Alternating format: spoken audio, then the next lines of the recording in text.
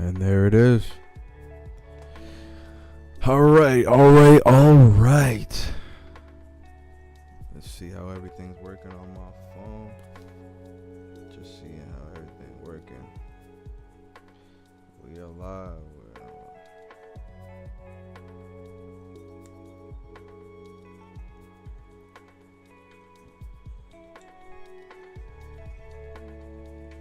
All right. Testing 1 2. Testing 1 2.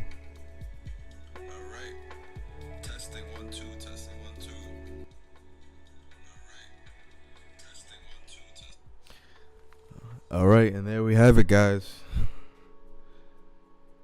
This is the stream. You know what I'm saying? You can come through and you can lock in.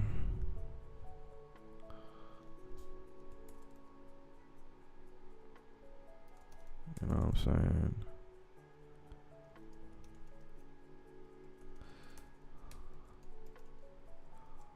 Pull up.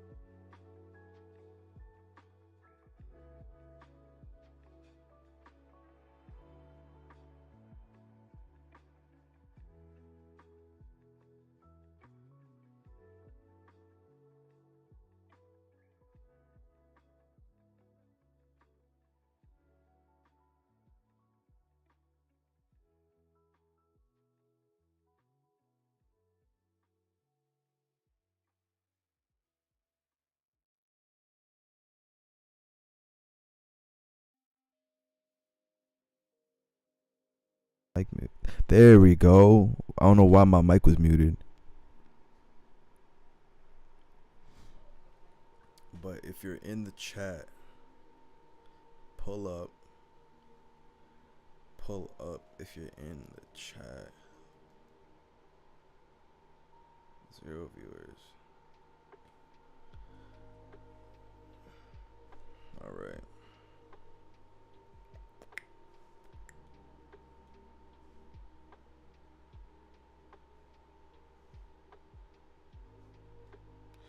Damn, I'm hungry, chat. I'm kind of hungry. I'm kind of hungry, chat.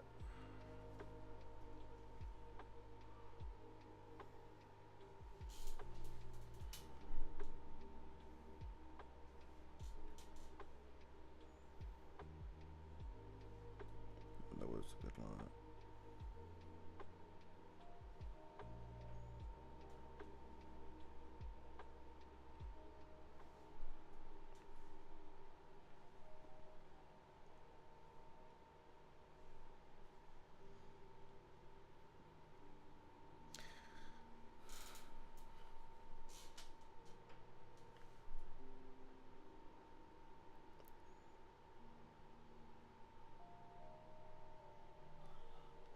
I got me this wonky ass setup right now.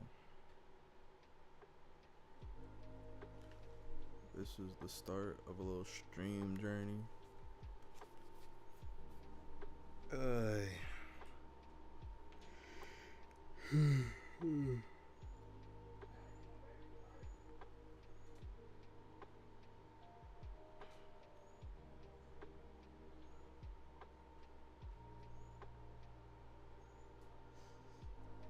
Damn, I should have got some food. Whatever. Alrighty.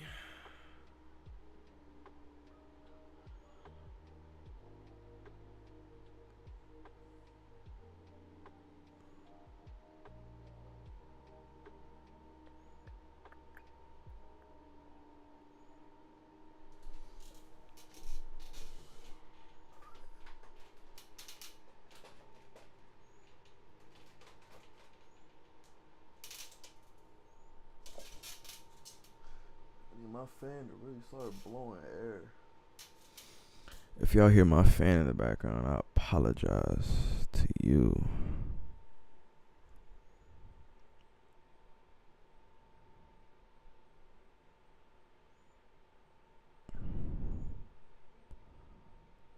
I'm streaming right now. I'm sorry if I'm blowing out that mic.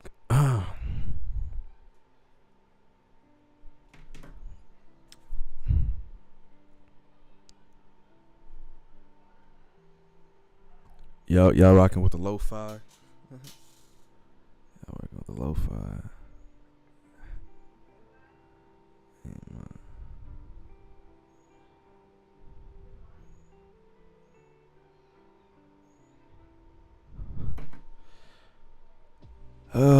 Man, so somebody pull up. Someone pull up to the stream.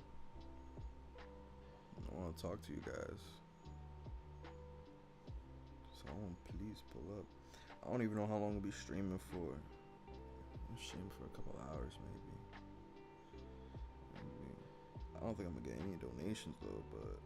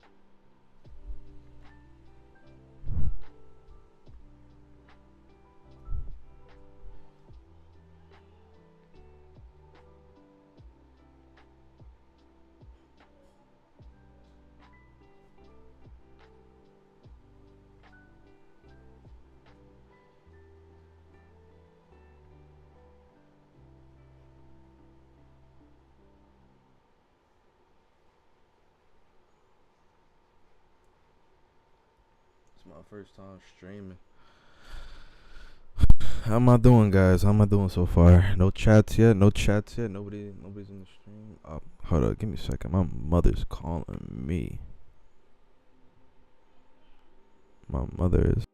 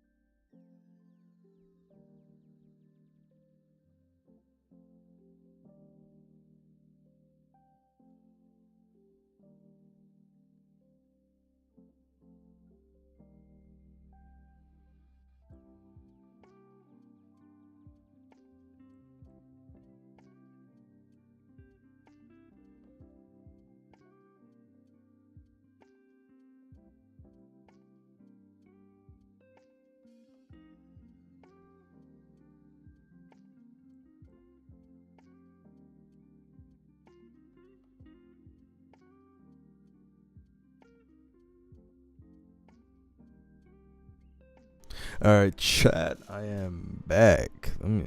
Is this okay? I'm unmuted. Cool. Yeah, you know what I'm saying? My mom, she called me talking about buying a new car. You know what I'm saying?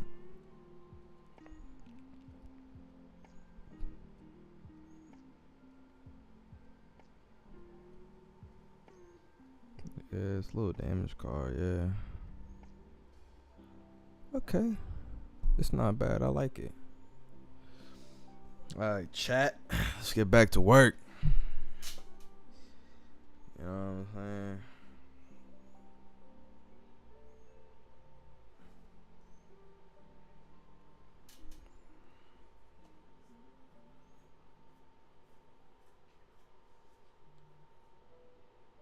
Hesitantly.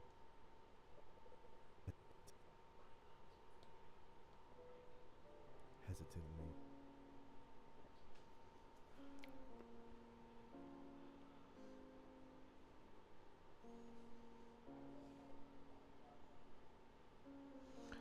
Barack Obama was the 44th president, chat. Barack Obama was the 44th president. He was the 44th president, chat.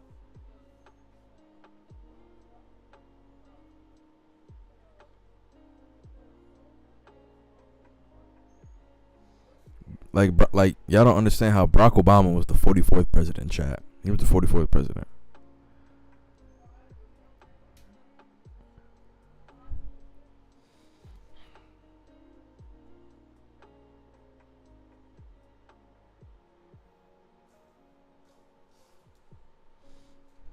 My neighbor.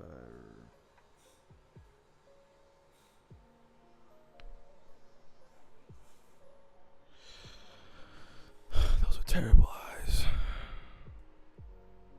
If y'all would see the setup I got right now, maybe next stream I'll set up a webcam. Maybe next stream.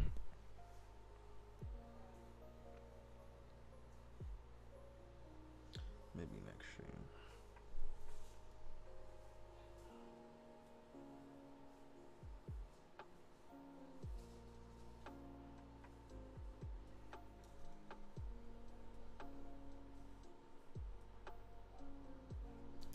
Bro. Lock this layer. Bow.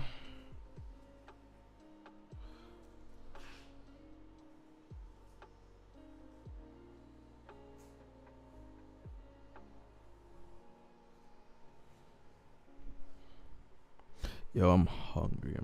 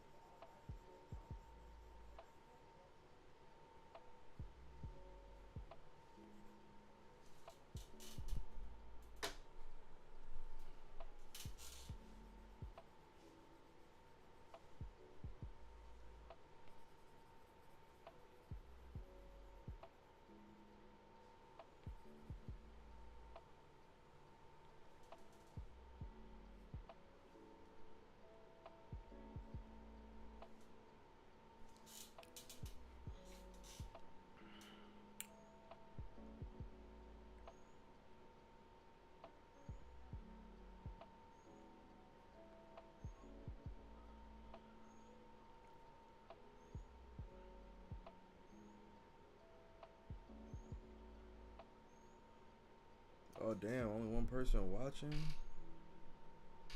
Y'all about bogus as hell. Y'all need to share the stream with y'all folk. I'm doing my best to be as entertaining as I possibly can. But you can only do so much. You know what I'm saying?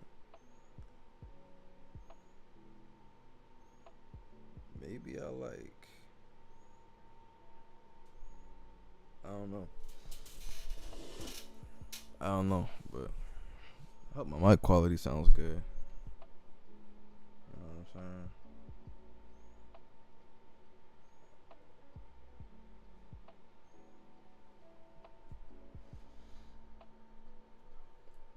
Dog, I feel like my computer just about to blow up. If y'all want to donate, help a brother out. Hesitantly.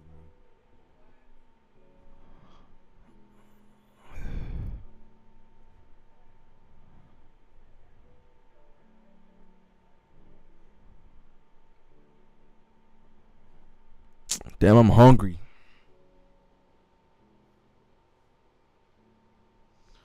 I'm hungry as hell, chat.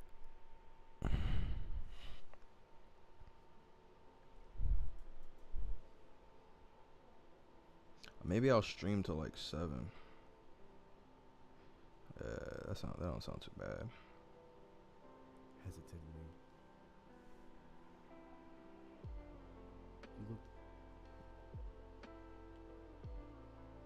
Hesitantly.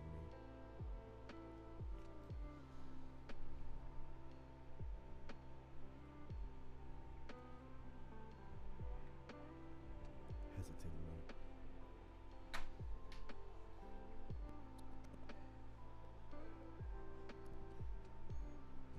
Stop. So you drag yourself to the door. Hesitantly. You look through the... Hesitantly.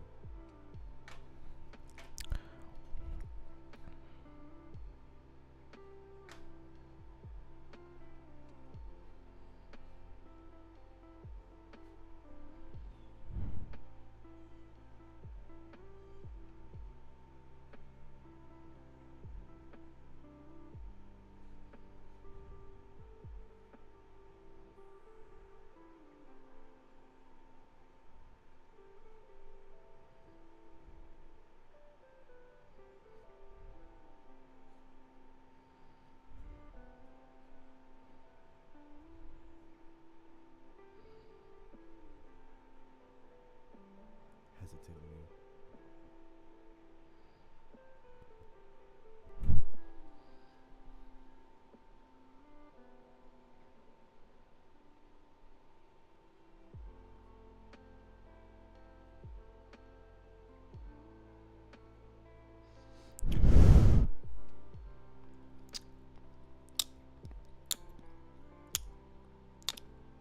Hey. Hey, whoever's watching the stream, say something in the chat, gang. Ah, you left. Ah, damn it. Okay.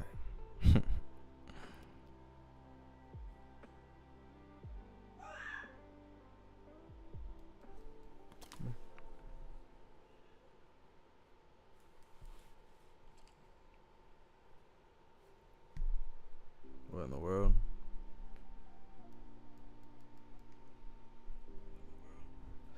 Alright, I think I gotta put this like little pop filter thing on, because you could definitely hear my fan in the back.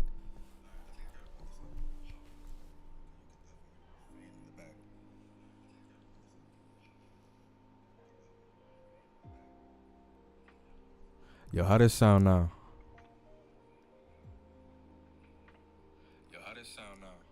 Oh, that sounds way better. That sounds way better.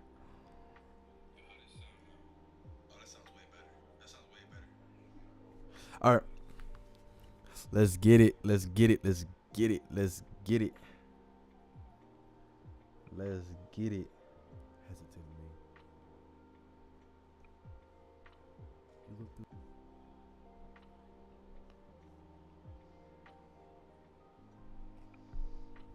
I must be tweaking.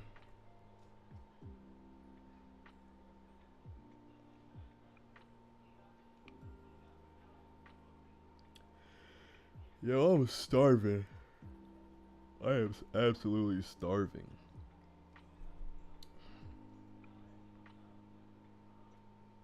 I'm absolutely starving, chat.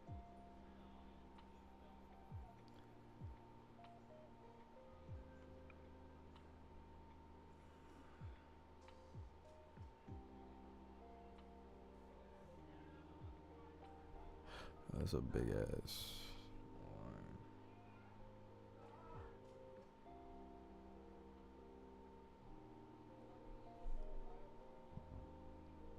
line. Oh, excuse me, folks.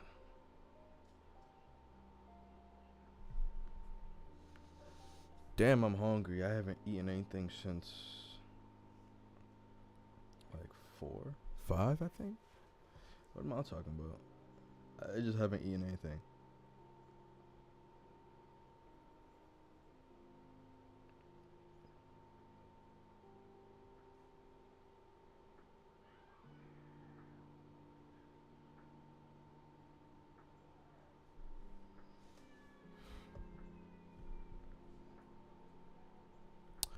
Baby, oh, actually, I shouldn't even be singing that. I could get copyrighted.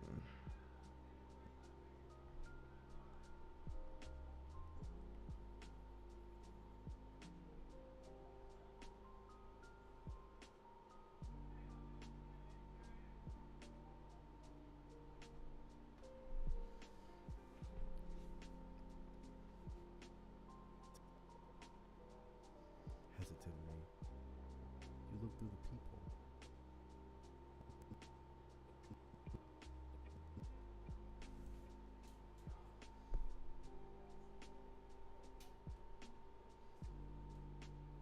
Is that my computer hotter than the suns of the earth? Wrong earth in my mouse cursor. Right, there we go.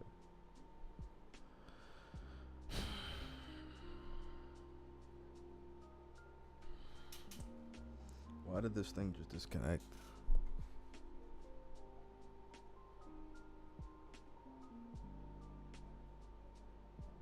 Yo, I'm starving, chat.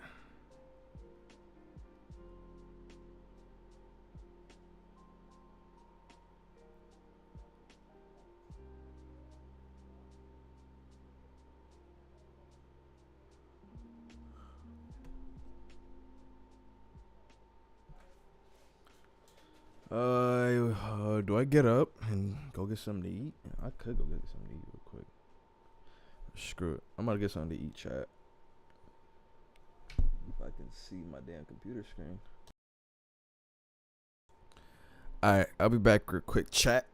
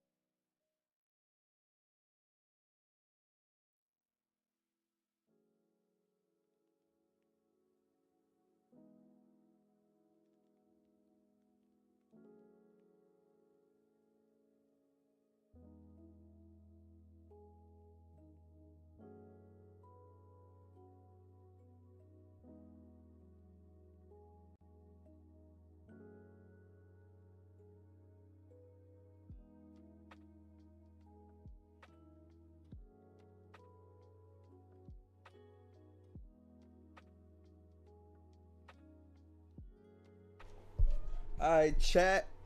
This don't mean I'm back. My food just in the microwave right now. Food in the microwave. You know what I'm saying? I really just like be drawing. You know what I'm saying? Like, I really just be drawing. Alright, we're gonna need the camera to zoom in.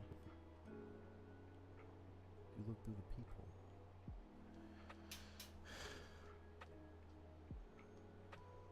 How we rocking? How we doing, chat? Oh damn, I forgot. I got some text messages I gotta respond to.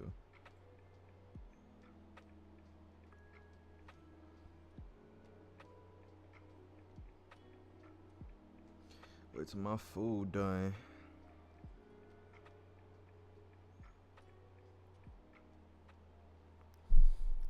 I'ma buy you a drink. Hesitantly, you look through the people. Excuse me. E. Louis.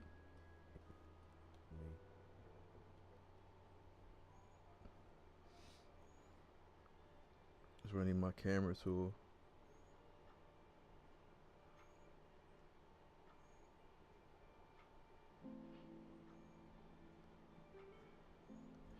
What in God's green earth?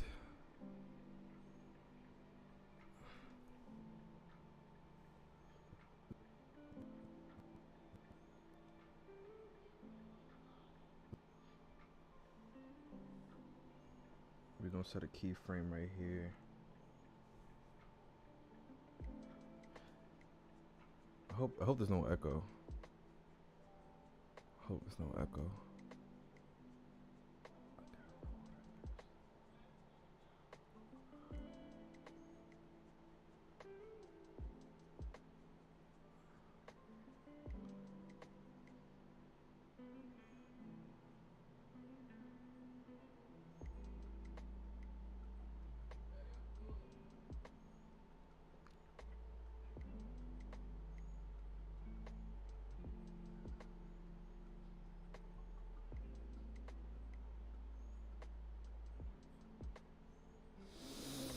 Okay.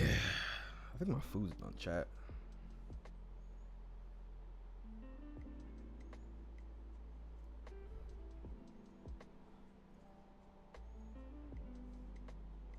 How are we feeling about this lo-fi? We like the lo-fi? We don't like the lo-fi?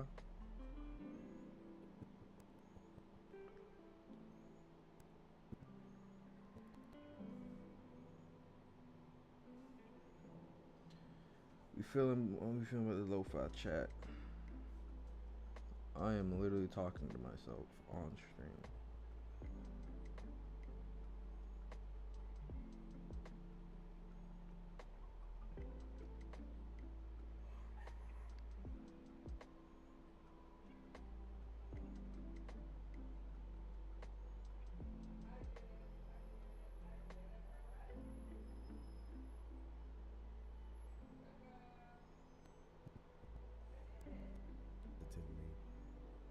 You look through the people.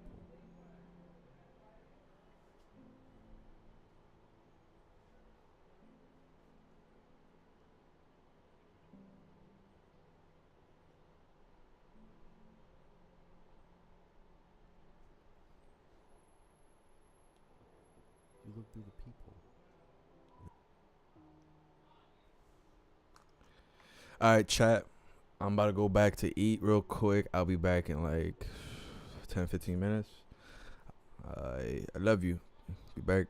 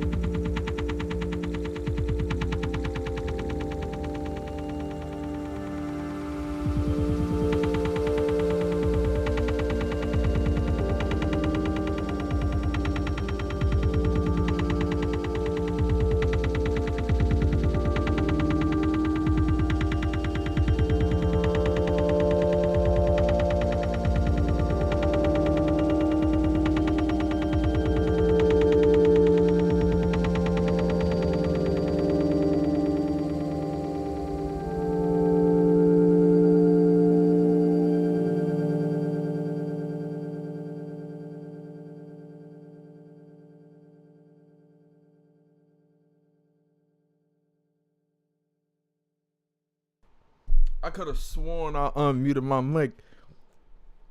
But nah, I'm back now, chat. It was so weird. It was so weird. Alright, though. I'm back, though, chat. It had this, like, little echo turbulence. What if you could do SEO smarter and faster? Why? Like, it got, like, a little... You can edit your meta tag.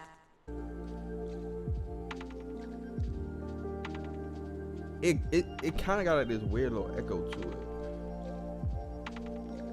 Whoever animated the scene was amazing. But we back though, chat.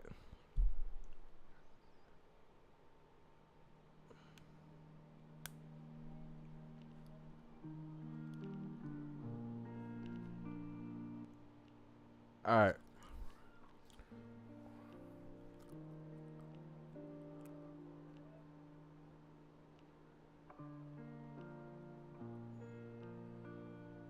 All right, bro. We back.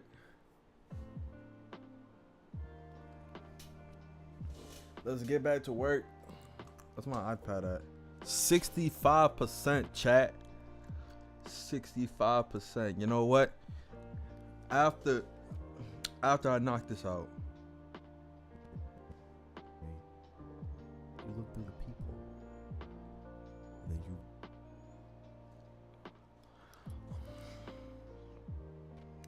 I think this camera angle can go a little closer, chat. What do you think?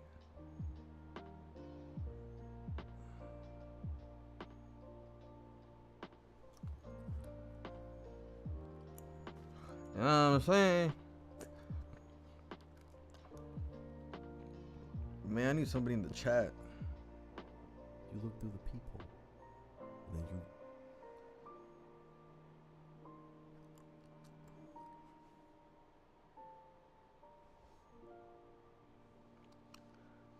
Bro, I just ate some fire. I literally just ate some fire. Literally just ate some fire right now.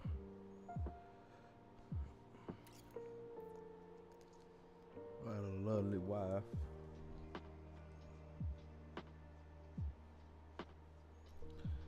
Imagine. Y'all need to like, I don't know. I need somebody to talk to, man. Nobody's like.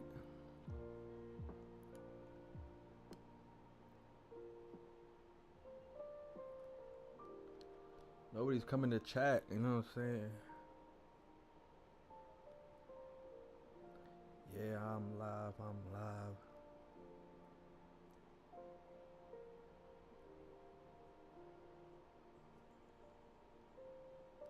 Hey, someone else liked the stream. I'm sorry I wasn't here.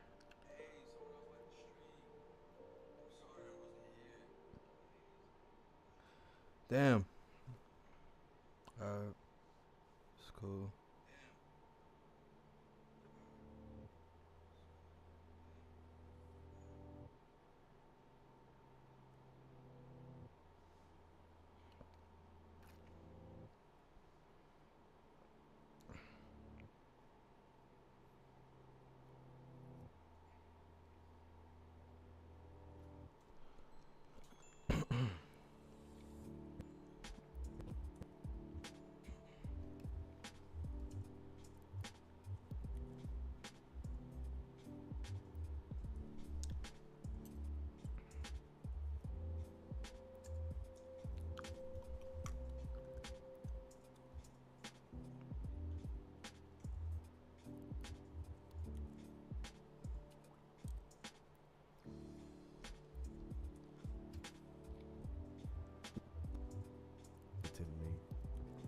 You look through the people, and then you realize.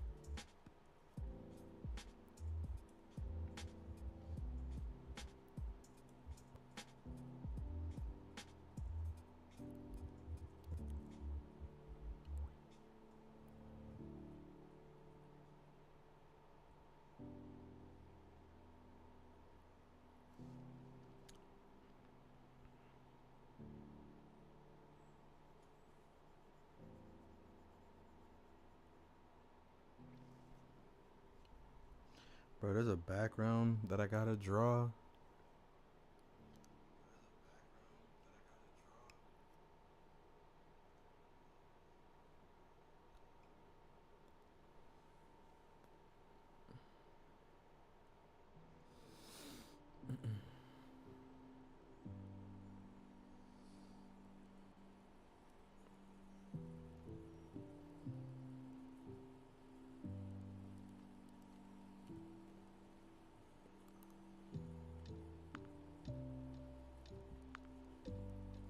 I don't know if this thing like notified all my fans.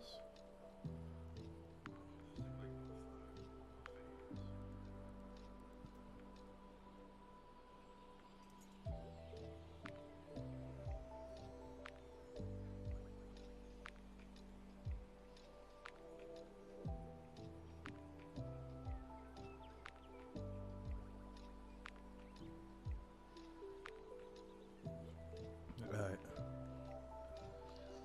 Maybe I'll post a stream. Maybe I won't.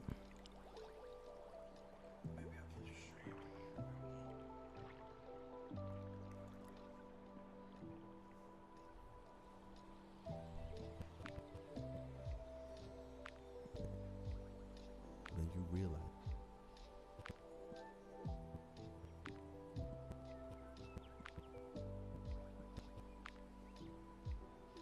Then you realize who it is.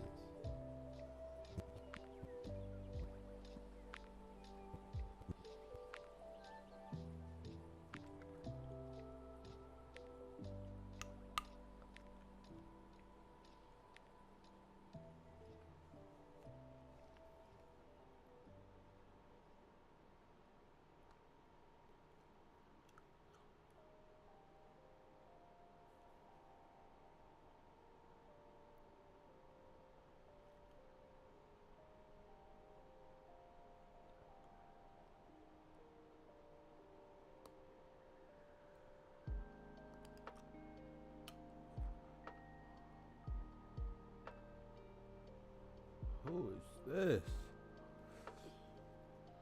We got a match, chat. We got a match.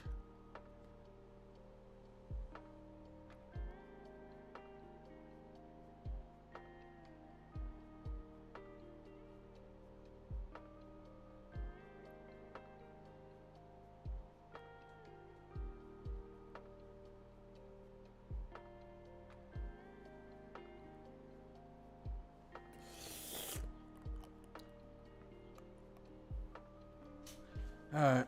Enough with that. Enough with the nonsense. Y'all need to pull up. Y'all need to pull up. Y'all need to pull up. Y'all need to pull up.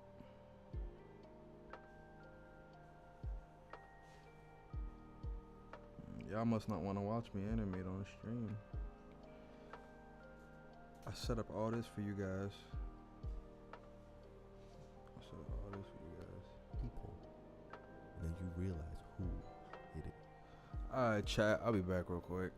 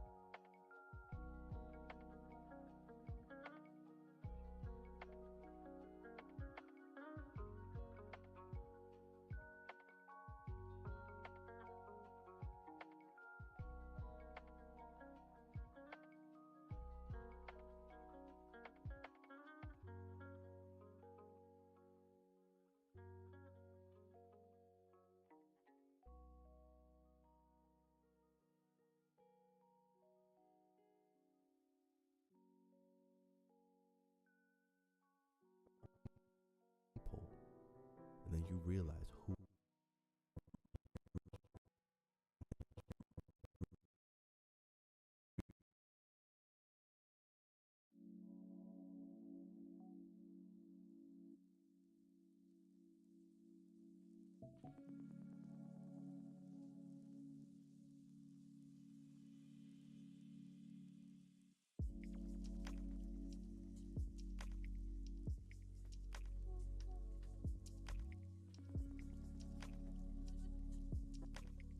And then you realize who.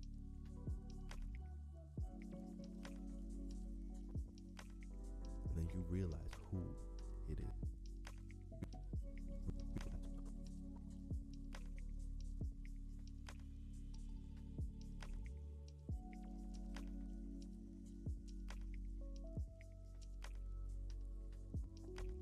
And then you realize who it is.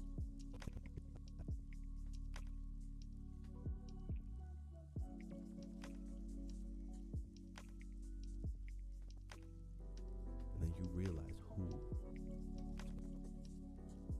And then you realize who.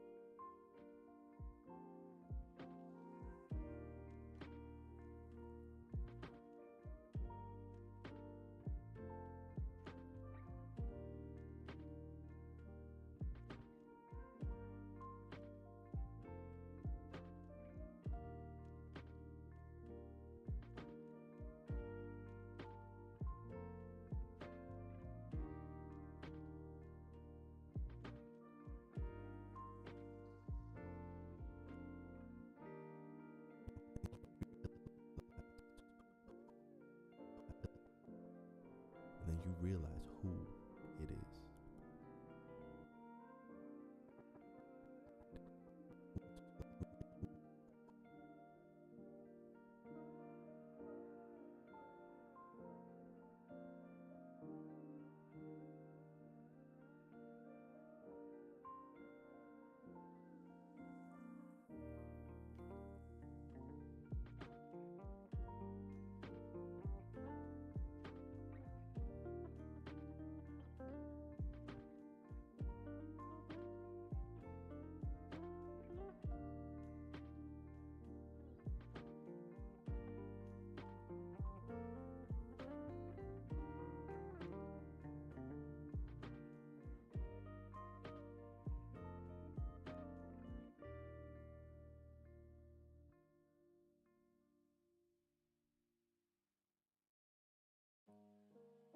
And then you realize who it is.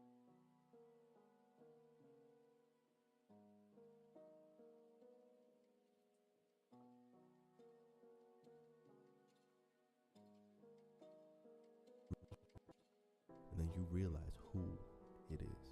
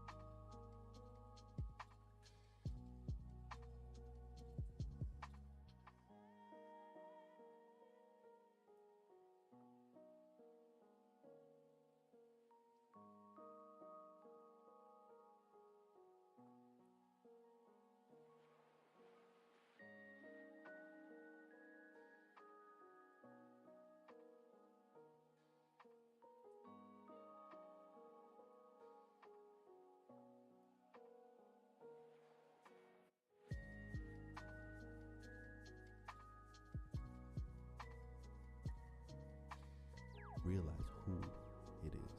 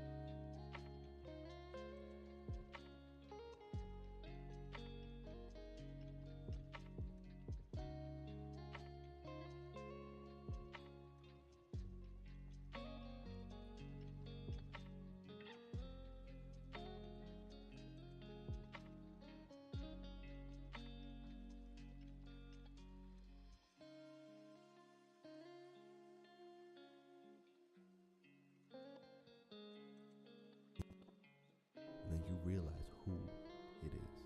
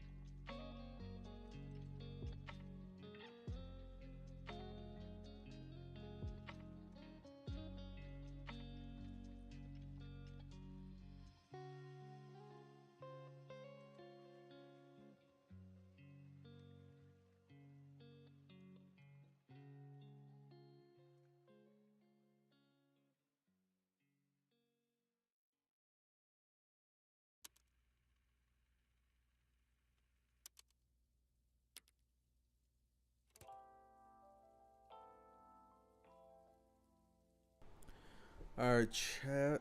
I'm back.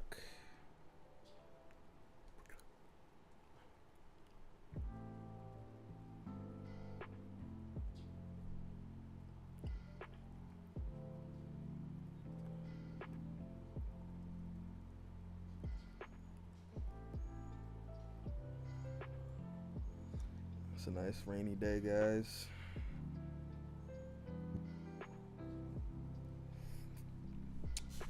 It's a nice rainy day.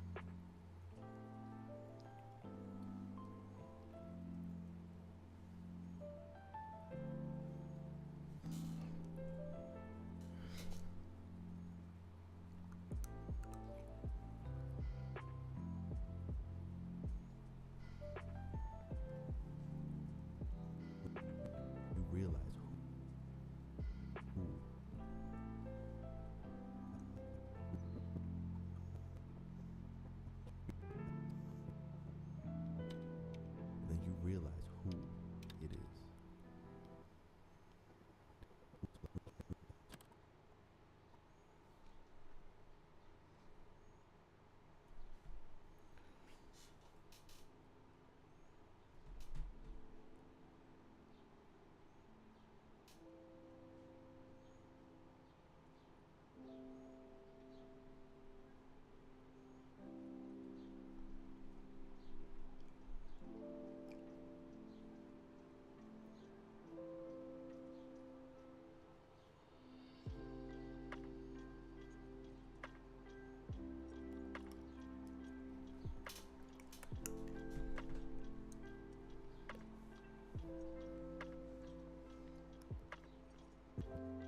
Realize who.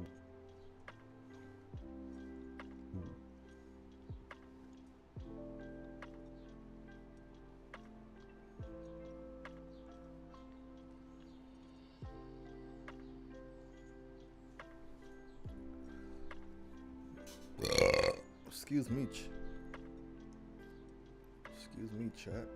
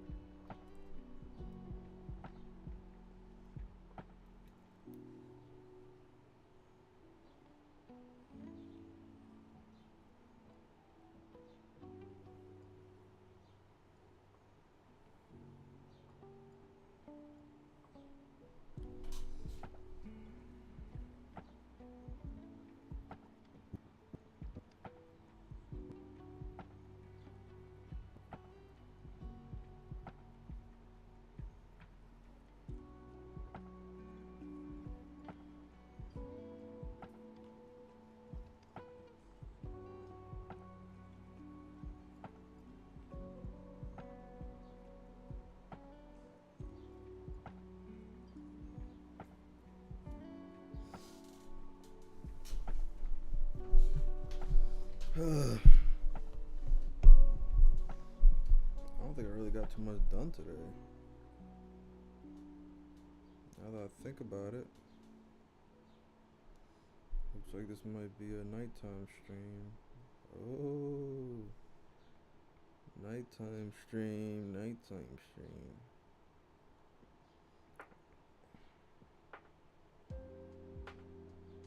Bro, I spent most of my time today.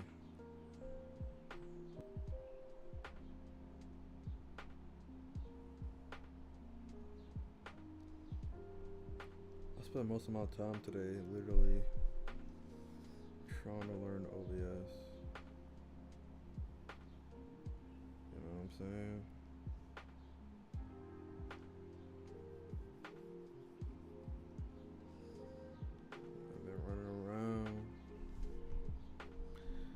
I've been running around. So I think it's just now time that I can just sit back, listen to this music, and just animate. You know what I'm saying?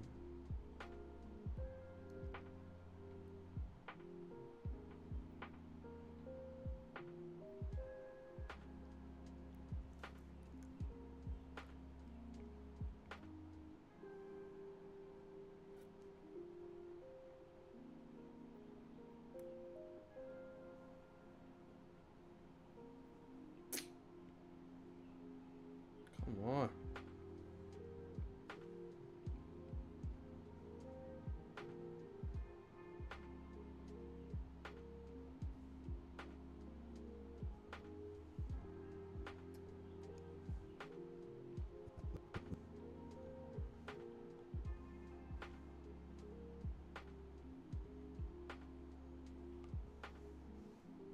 Realize who it is.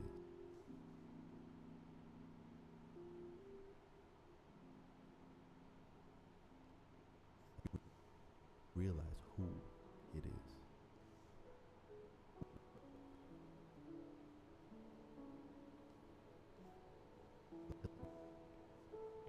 Realize who it is.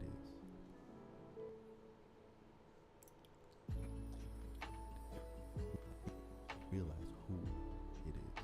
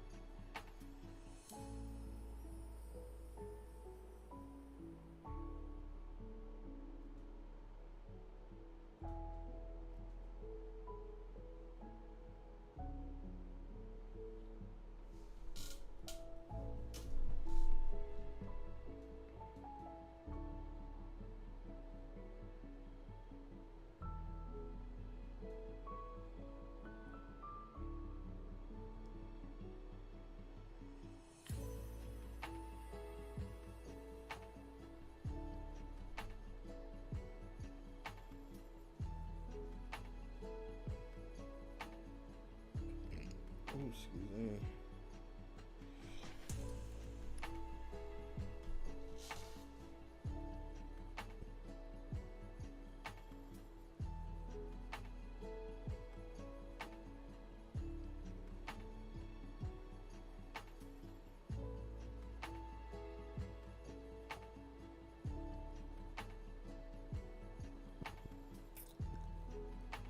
Realize who it is.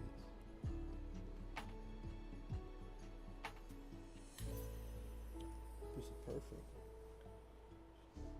We just merge this down.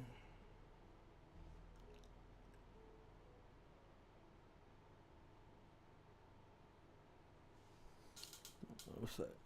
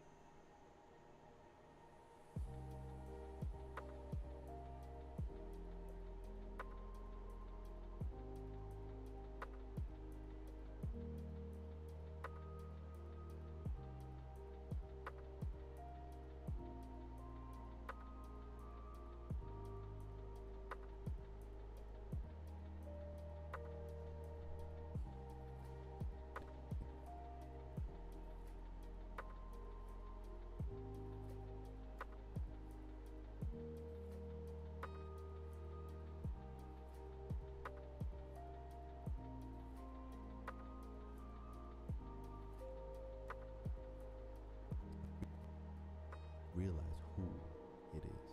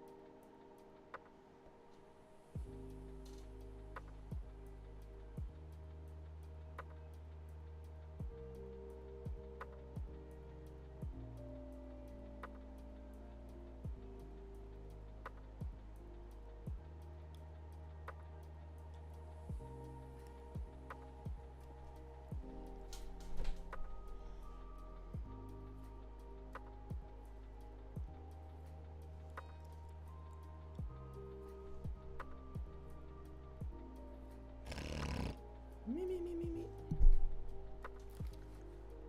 Well, I'm tired. How long have I been streaming for? 2 hours? Damn. Boy, I'm tired. I am so tired.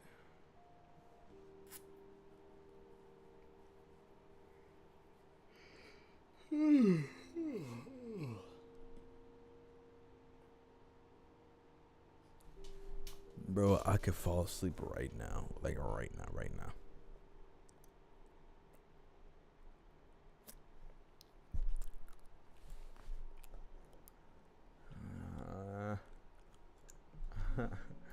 Bro, I could literally die right now.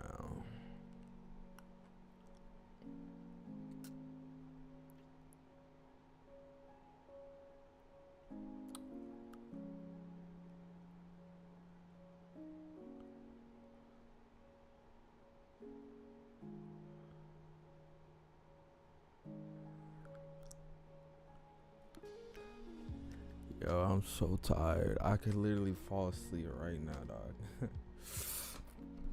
Right now, dog.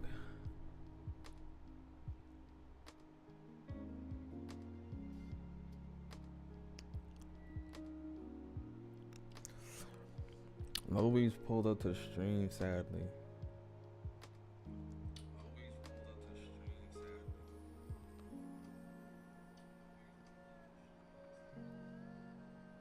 But that's cool.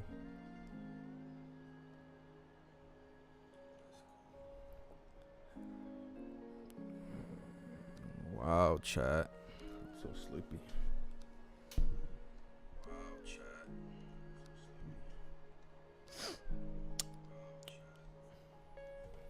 Let's shut that off. Oi.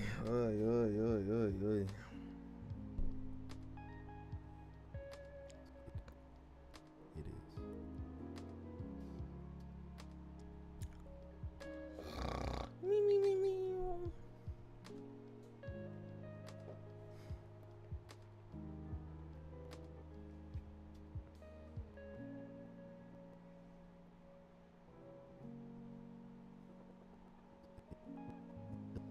Realize who it is.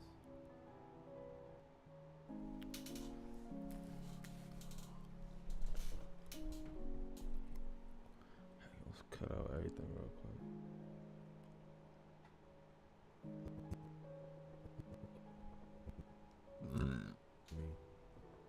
You look through the people, and then you realize who it is.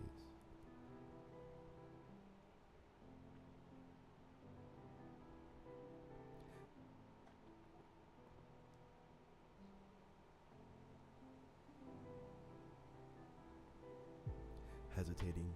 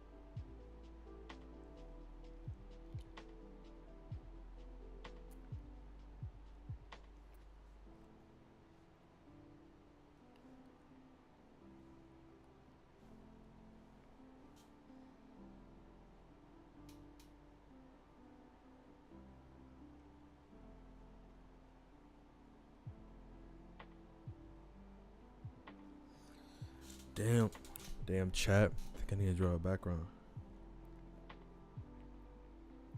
I need to draw a background chat.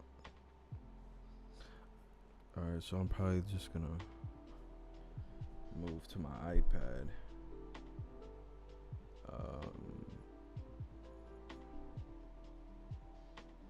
I gotta move to my iPad because there's no one.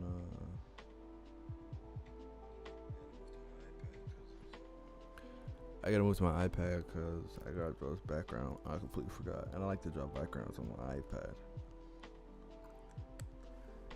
In the meantime, let's watch something. Let's watch something controversial. Let's watch something. What can we watch? What can we watch? What can we watch? do a little budget video. Could watch that, honestly. Yeah, so I'm just animating on my iPad, so we're just reacting. I should change the title of the stream too.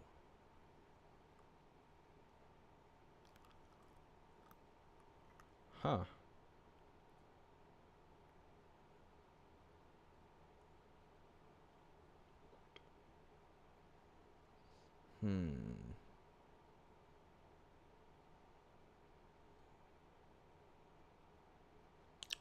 Okay.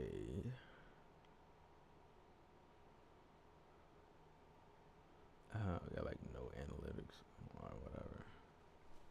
Let's change it. Let's me anime. And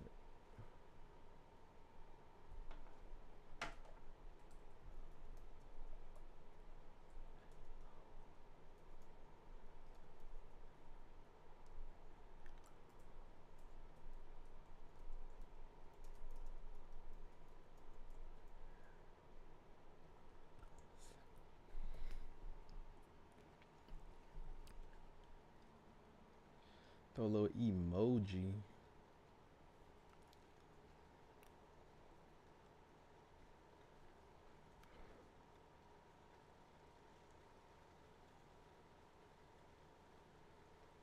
Little emojis. I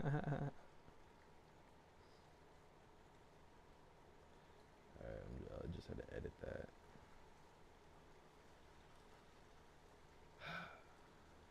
I don't like how like it doesn't like notify people. I don't think it notifies people when I'm streaming. Yeah, I'm the only one watching my stream.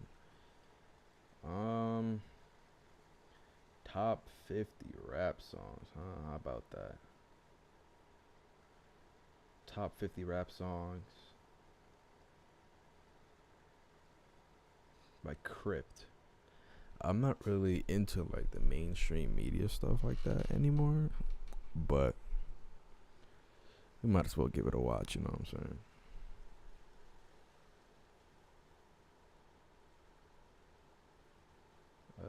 Let's see what else there is. What else do we have? What else do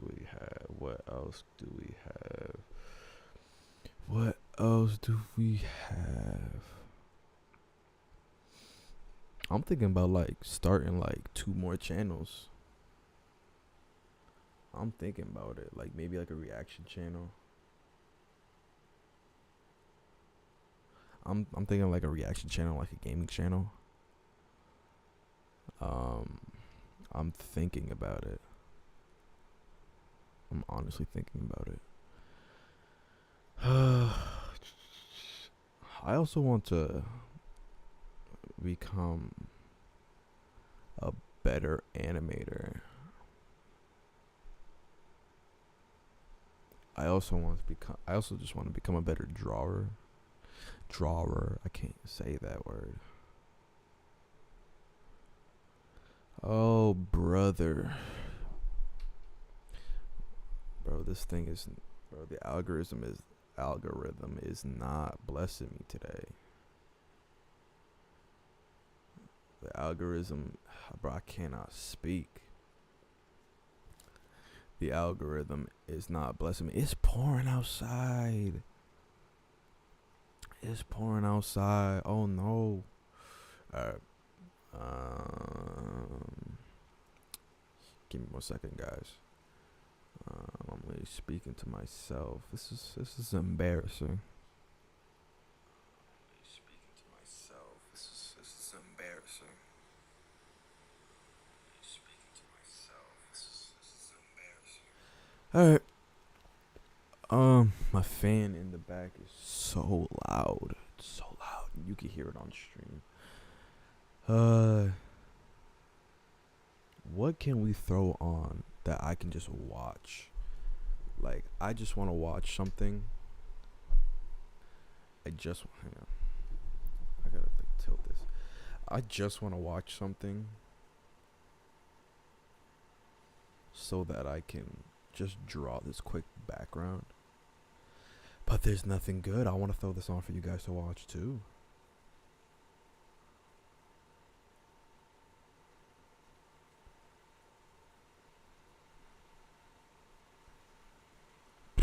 I want to.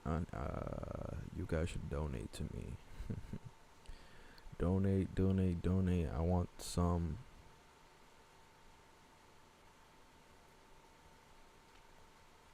I want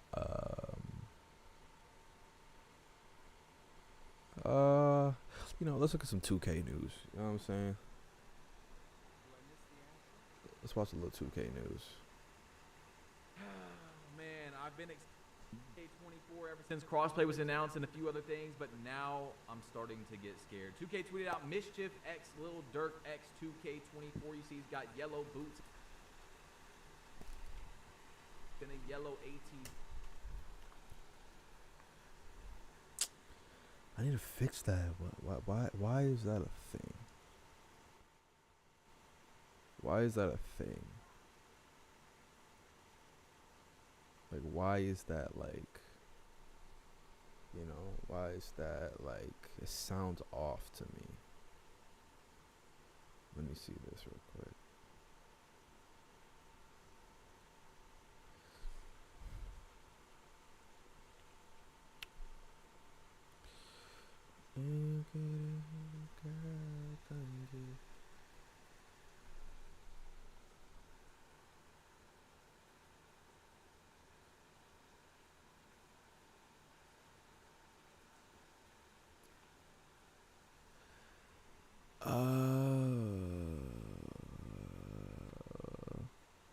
Well, you guys need volume to hear the video.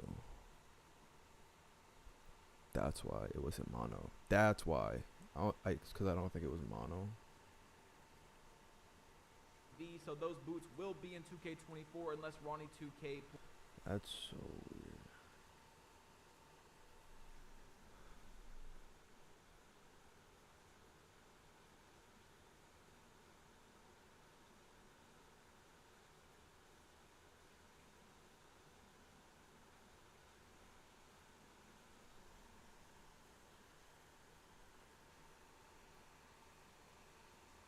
This is so strange. It's like echoing in my ears.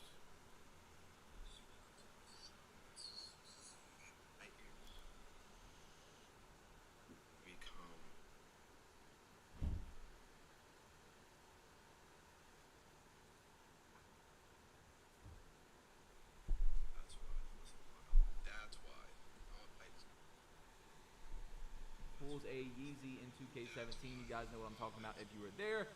Ronnie also tweeted out up to some mischief with this GOAT Lil Durk. Yellow boots, yellow ATV, red boots, red ATV, and now I'm starting to get scared because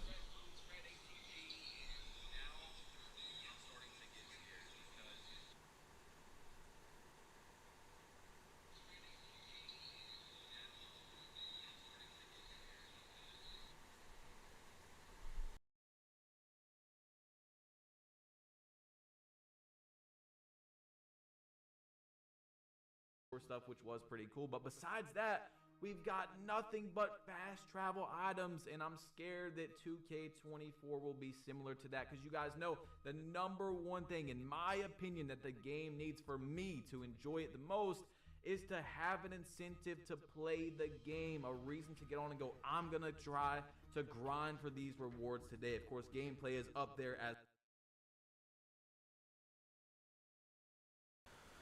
Okay, so apparently the audio sounds a little echoey. So let's see if I can. No, okay, doesn't want to pull up.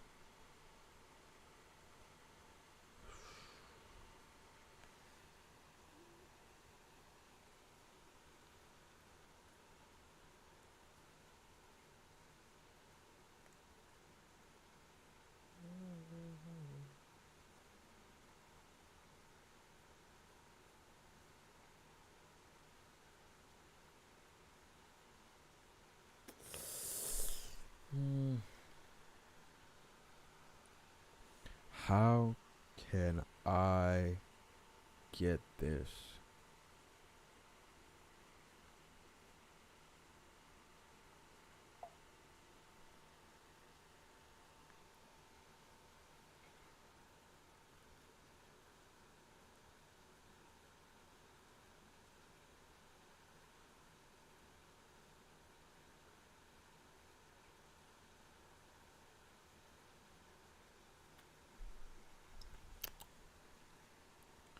Okay. Filters. Why is it like? Hold on, bro. I don't want to end stream to fix this. I've been streaming for like 2 hours. This is just hella weird.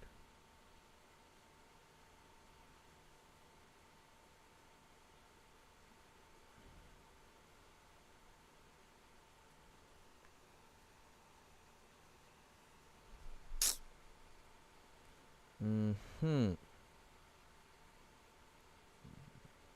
Uh-huh.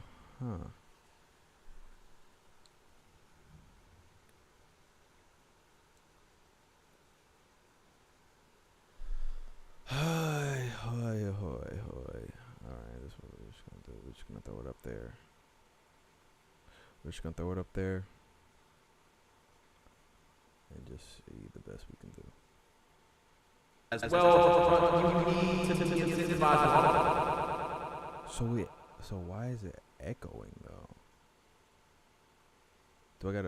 I don't have to mute my mic.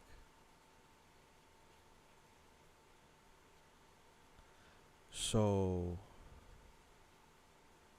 if I completely mute it, where's my, oh my goodness.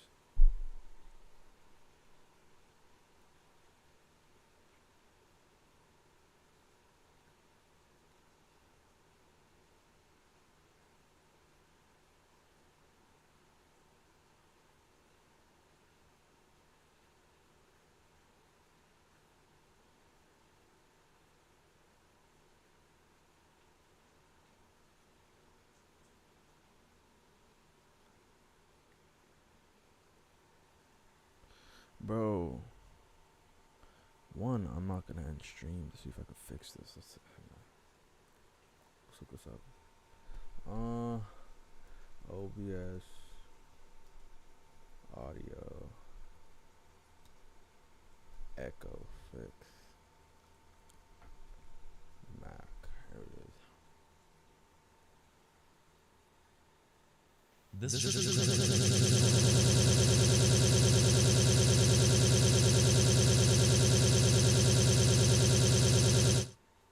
Alright, y'all. I'm just gonna mute the audio real quick, cause this is so aggravating me. This is aggravating me.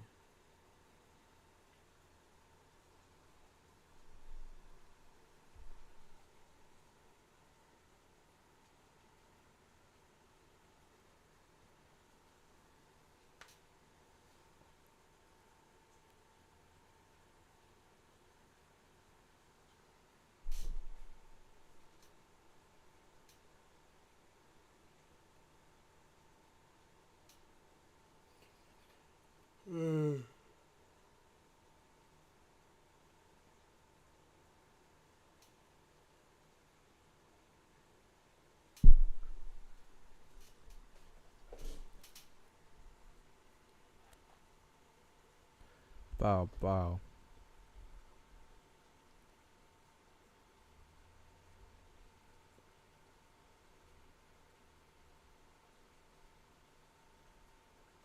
Hmm.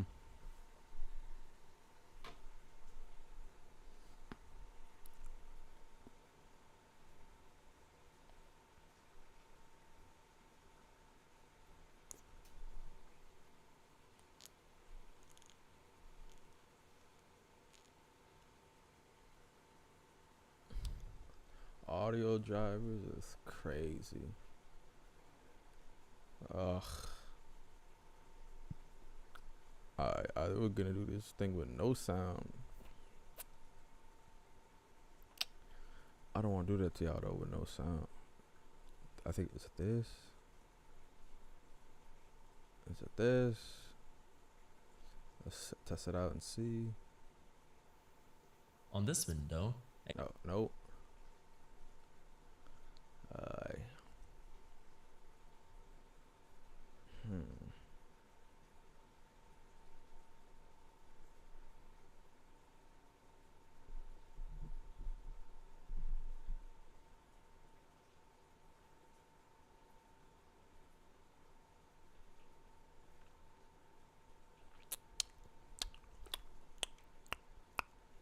That was a bad idea. Let's see. We're probably still fried. expand audio in. Oh my goodness, that's terrible.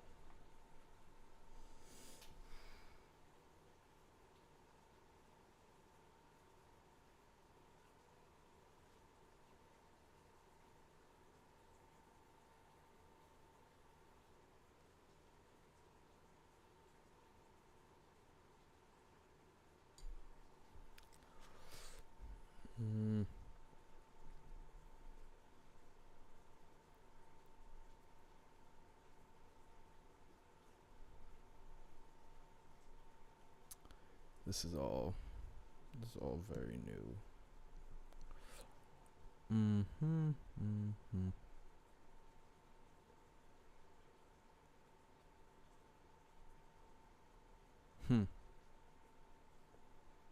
Oh no, I have my mic already enabled. If I bring that down.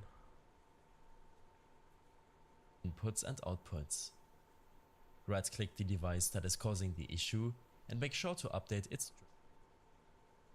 Is that it? Easily fix the audio echo in OBS Studio. I think that's it right there. I hope this helped you out. Leave a comment if you have any questions and see you in the next one. I think that's it. There it is. I just fixed it. What if I told you I got that dog in me? Would you believe me? Playing the game. Anyway, Solo There it said, I'm is. praying that 2K24 has a good legend reward. It's a lot more. Welcome, foolish mortals, to the Haunted Mansion. Come in. We have 999 happy haunts. That's oddly specific. More important than people may Really think. appreciate Now the look, patience. even if you don't grind for can legend, just watch back this in the while day it's when there dry. was legend grinds in the game that actually mattered, numbers in the game were up. Even if people weren't going for legend, they were still interested in people getting legend, grinding for legend, things like that. They wanted to see what the reward is. They wanted to see people play with those plus 10 extra badges and things like that. So yes, it's important for the game to have a good legend reward. Now, we talked about previously in one of the last videos that crossplay may only be for playing against the other console. PlayStation versus Xbox. You can't do PlayStation and Xbox on the same team. Well, in the description of one of the descriptions that I got from Brutal Sim, this is from his video right here, it does say the game is changing, new gen only, introducing Pro Play, a ground-breaking new technology that directly translates NBA footage into 2K24 gameplay. Pro Play delivers animations and movements via on-court NBA action for a generational leap in authenticity. Now I want to talk about that after this as well, because we haven't talked about Pro Play a lot. But then anyway, it says crossplay is here. Grab your friends and enjoy the ultimate basketball experience in 2K24 thanks to crossplay between new generation consoles. Compete with or against players around the world in dynamic co-op matches, thrilling online tournaments, or casual pickup games. So now that could be worded in a way where somehow it's still not like you can play on the same team as someone on the other, you know, on crossplay. Who knows? But that does make me think more that yes, you are going to be able to play with people from different consoles on the exact same team. I would be very shocked, even though it's 2K, that you would not be able to play with someone on crossplay. Now, of course, in all the ads though, they are saying, oh, I can't wait to play my, you know, this person. I can't wait to pull up on these people. You can't run anymore. They never talk about playing on the same team. So that is interesting as well to note. But anyway, someone went to Twitter and Special Jones, he said, 2K24 can't come soon enough. And Dazar, a 2K developer, said, oh, yes, it can. I need more time. Crying face emoji. So that's tough. You know, like obviously he's probably joking a little bit, but at the same time telling the truth. He needs a little bit more time because developers, I believe they only have around a 9-month window to get the game out. And these people every year have to come up with all these new things. So 2K has to copy and paste. They almost have to copy. Hang on, before everything. Hesitating, you undo. Alright, so I gotta draw dev votes. Okay. Copy and paste because the game comes out, and I'm guessing that, you know, for a month or two, somewhere around there, the developers kind of stay on the game. They fix some issues, you know, some issues. They fix some issues, not all of them. And then after about 2 months, somewhere around there, they have to move on to the next game and make that game by the time the game is like a month away, because then the game has to be, you know, coming out. They got to have the trailers and all that. So they got to show everything that's in the game. And I don't know, man. I don't know, but it's looking rough. Like we even see a developer himself saying he needs more time. So we'll see how 2K24 ends up, bro. You guys let me know your opinion on how you think 2K24 is going to be in the comment section down below. Now, J.A. Bridgeforth went to Twitter and he said, we had a demo for 2K17, which was the 4th game on next gen, and they were still creating last gen games. 24 is the 4th game on next gen, so there's no reason that we shouldn't get a demo regardless if they come out with a last gen game. So 21, 22, 23, 24, we are on the 4th game. 2K17 had a demo. A fellow creator in the 2K community told me why he thinks there's going to be a demo, but I'm not allowed to say that. Okay, so I'm not going to tell you guys. It doesn't necessarily matter because he doesn't 100% at all think that there is going to be a demo. But it does increase my chances of thinking that we will get a demo with all these things. You know, 2K17, 4th year, got a demo. We're on the 4th year. It's looking like there is a chance, a possibility. But for the first time ever, I wanted to talk to you guys about why we probably won't get a demo. Maybe won't get a demo, whatever you want to call it. So it's about to get tough out here, okay? People will see/experience gameplay which could turn them off. Now I wrote this down for you guys so I didn't have to just, you know, spitball. So people will see and experience gameplay which could turn them off, right? So you could be playing the demo and you're like, oh, I don't want to buy the game now. Instead, you have to buy the game and then you're like, oh, now I don't like it, but you've already bought the game. Community Day, people. The world has been waiting for Lionel Messi.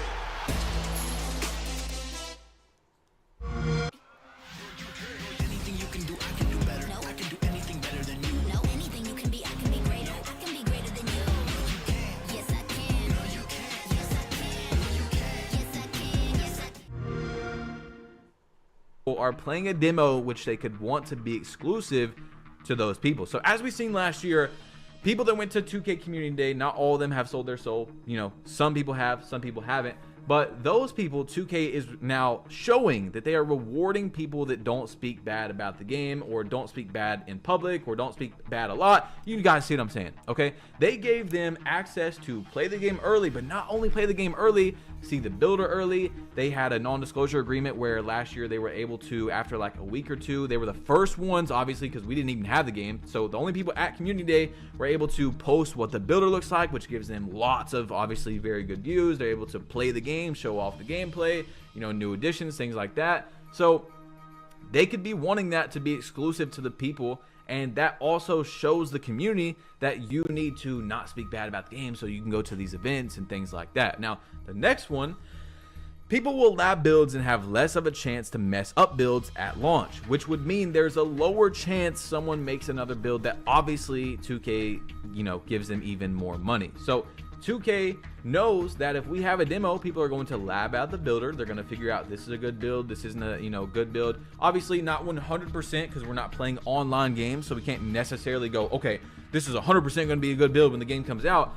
But you obviously have a better feel for it. People are able to see before the game comes out, this is what I'm making. So there's less chance of error. Obviously, people do make multiple builds anyway, but there's less chance of error on that first build. Everyone always never has the best first build at the end of the year versus, the first build you make can be very good. I've made lots of first best builds. Like in 2K20, as you're seeing right here, my first build was a slashing playmaker, which I loved. It was like my favorite build in the game. It turns out the best build in the game, well, a lot of people said the best build was the two-way slashing playmaker. So I was extremely close. And honestly, I preferred my slashing playmaker over the two-way anyway because the offense was better and I was just way more efficient. So it just depends, your play style and things like that. But what I'm saying is at the beginning of the year, we don't have these tests from 2K Labs where we're able to see, because 2K Labs now shows us what's the best badges. You don't have to run this badge at silver because it works the same at bronze. And that's 2K's fault at the end of the day, obviously. But at the beginning of the year, creators can't know that. We're going off exactly what we see on the game. You see what I'm saying? So there's going to be less error if people are able to see. So I don't know, man, if there will be a demo or not. But this is something that has to be addressed. Someone tagged me on Twitter and he said, how is he still in the game? He stood out of bounds and got 20 turnovers. Look, guys, look, it's on the screen. 20 turnovers and didn't grade out. Bro had 20 turnovers standing out of bounds in the rec and did not grade out. We talked about this before and I didn't explain it necessarily correctly. I talked about there could be a vote to kick option and people were like, oh, well, what if I go in there by myself and there's 4 people on my team? There's a perfect solution for that. The only way you're able to kick someone, let's say at halftime it pops up and there's a vote to kick, or at the end of the first quarter, is if you have like a D or a D+. So you'd have to have a low teammate grade for that option to even pop up. Or what you could do, like we've talked about, is if you stand out of bounds and you get that offense in 3 seconds, you could lose an entire teammate grade. That would also change that. Or if you get 3 consecutive, offensive out of bounds or whatever, if you get 3 1/4 or 3 1/2, you get kicked out of the game. There's many things 2K could do. Now, I understand the other side where some people say, I load up in a rec game and people don't pass me they don't pass me the ball, so that's why I sell. I understand that, bro. I was in a rec game a few months ago where they were clearly playing buddy ball, this guy and his friend. He messaged me and my 2 friends that were in there and was like, y'all not getting the ball. And I was like, all right, cool. I blocked him. We took our win, and that was it. I moved on. I didn't sell him because I wanted my win at the end of the day, right? I wanted my level. I wanted my BC. All that type of stuff. Wanted my teammate grade, my stats. So I took my win. Although I didn't get the ball a lot and stuff like that, I blocked them, moved on with my day. You know what I'm saying? You can't like take away these things for a few people that are the bad apples. You know what I'm saying? So anyway, should pie charts return to NBA 2K24? You guys let me know after we have seen free builds on 2K23. We have seen free builds on 2K22, 2K21 next gen. Do you prefer pie charts or the free charts? You guys let me know in the comment section down below. Like I said, I don't necessarily care what 2K does with the builder. I do think for versatility, for different, being able to see multiple different play styles, it is better to have a more role player type of build. Not a role player, not making Dylan Brooks or Draymond Green, but if you have a superstar builder, 2K has showed us they can't make it to where, oh, you're a superstar as Jokic and you're a superstar as Shaq. Like, you're basically going to end up around the same builds. For example, a 6'9" build like a LeBron. That's the builds that run this game, a lot of people say. And you do have like the 6'1s and stuff like that, but you have your 6'1", your 6'9", your 7-foot center. There's not that many. In 2K20, bro, you could win comp games in wagers, wagers like for money with 15 different builds. So that's what I enjoy more. But at the end of the day, I don't necessarily care. I'm still gonna do my thing, So guys, click this video right here. There's only one video to click on the screen if you want to watch some 2K24 news, man. Click this video. It's your boy Badge Plug, bro. Click the video because it's ending right now. I'm about to stop talking and I'm out. Click the video. Peace.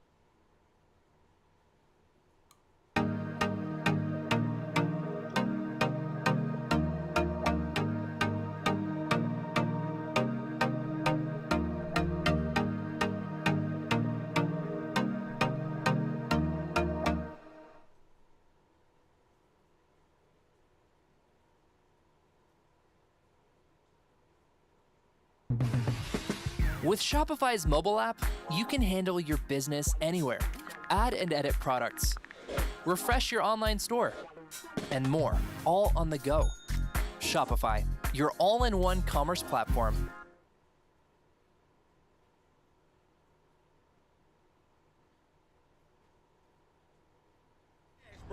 What's up, Flag? Bro, What's up? Fredo?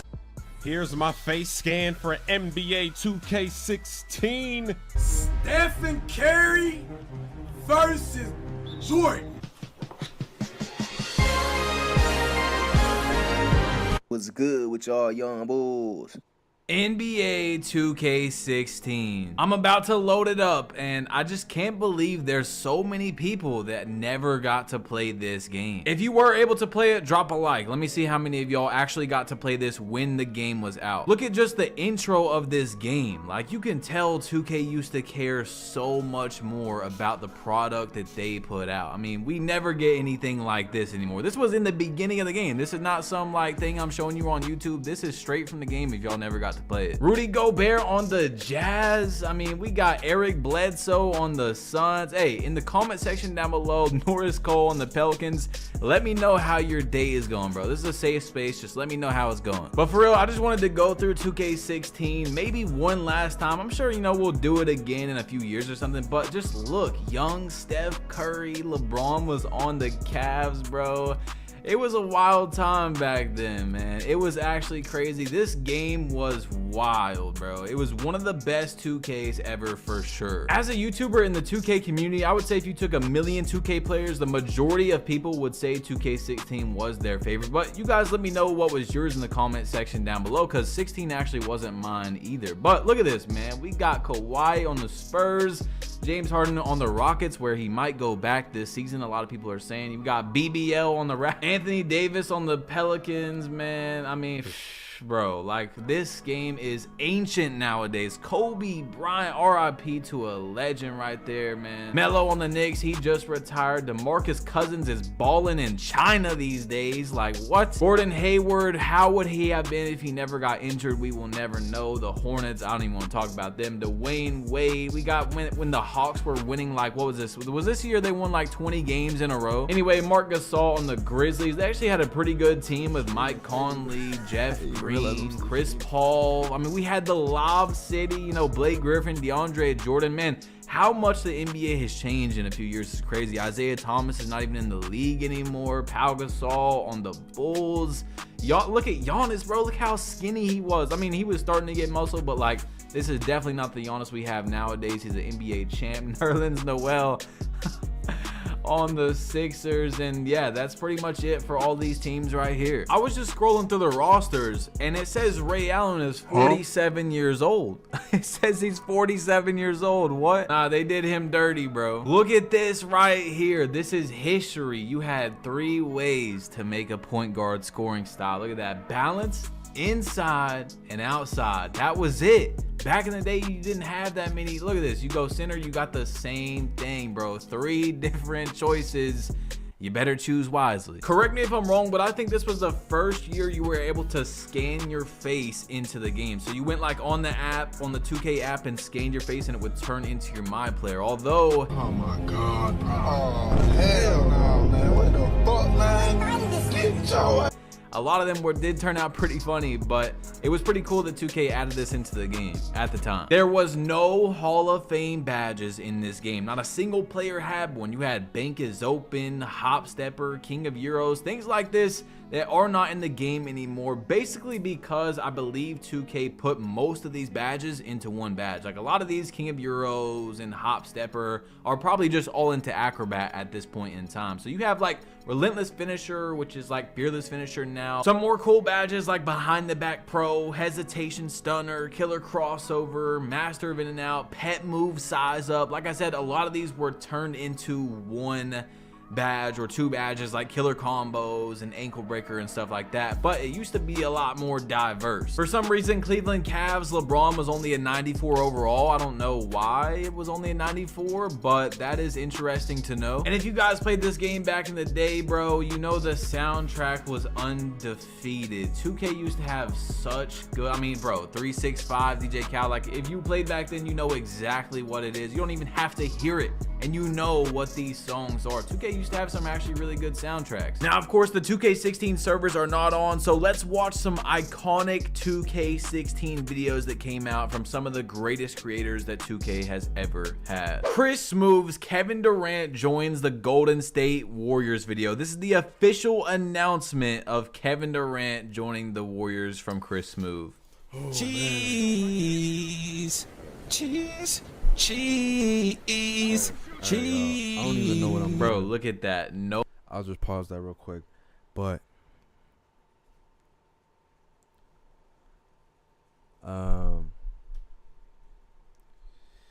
yeah, chat.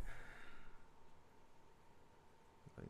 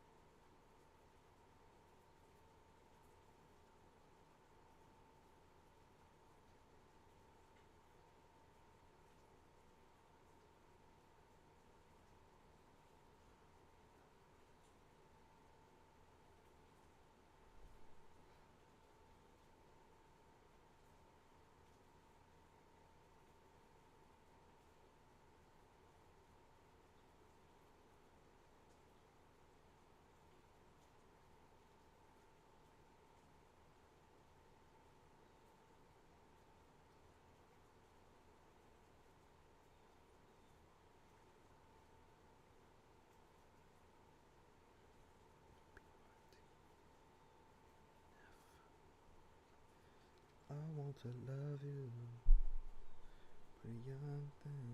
You need some loving, to love and care, and I.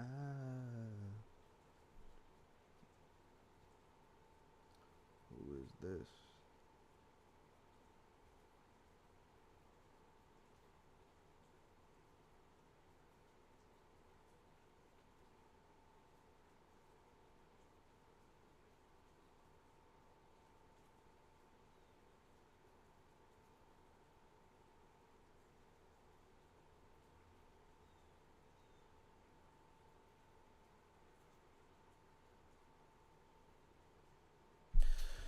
All right,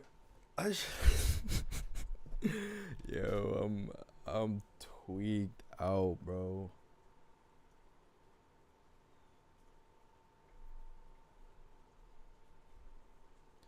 I'm tweaked out, bruh. I'm like, bro, I should be drawn right now, but chat, like, I don't know, chat. I just want to tune into the stream real quick, but chat, like.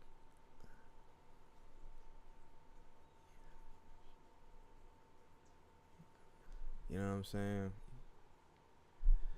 Oh, wow. Okay. Let me get back to drawing. Again, I need to get off my phone. I need to get off my phone for real. I think I'm on my phone too much. Let's see.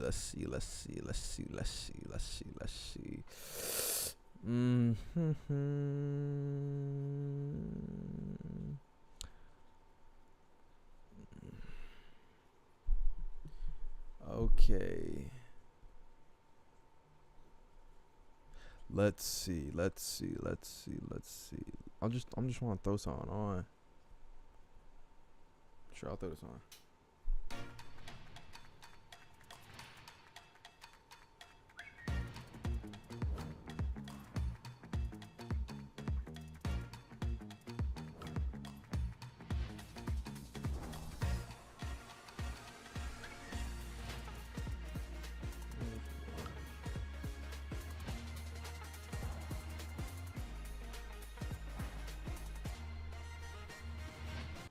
Oh, wow, the iCarly guy is talking about Victorious? Yeah, of course I am. Again, remember that video? No? Or this one?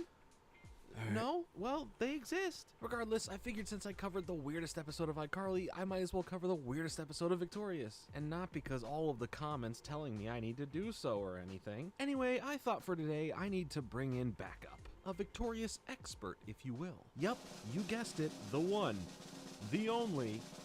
No, not him.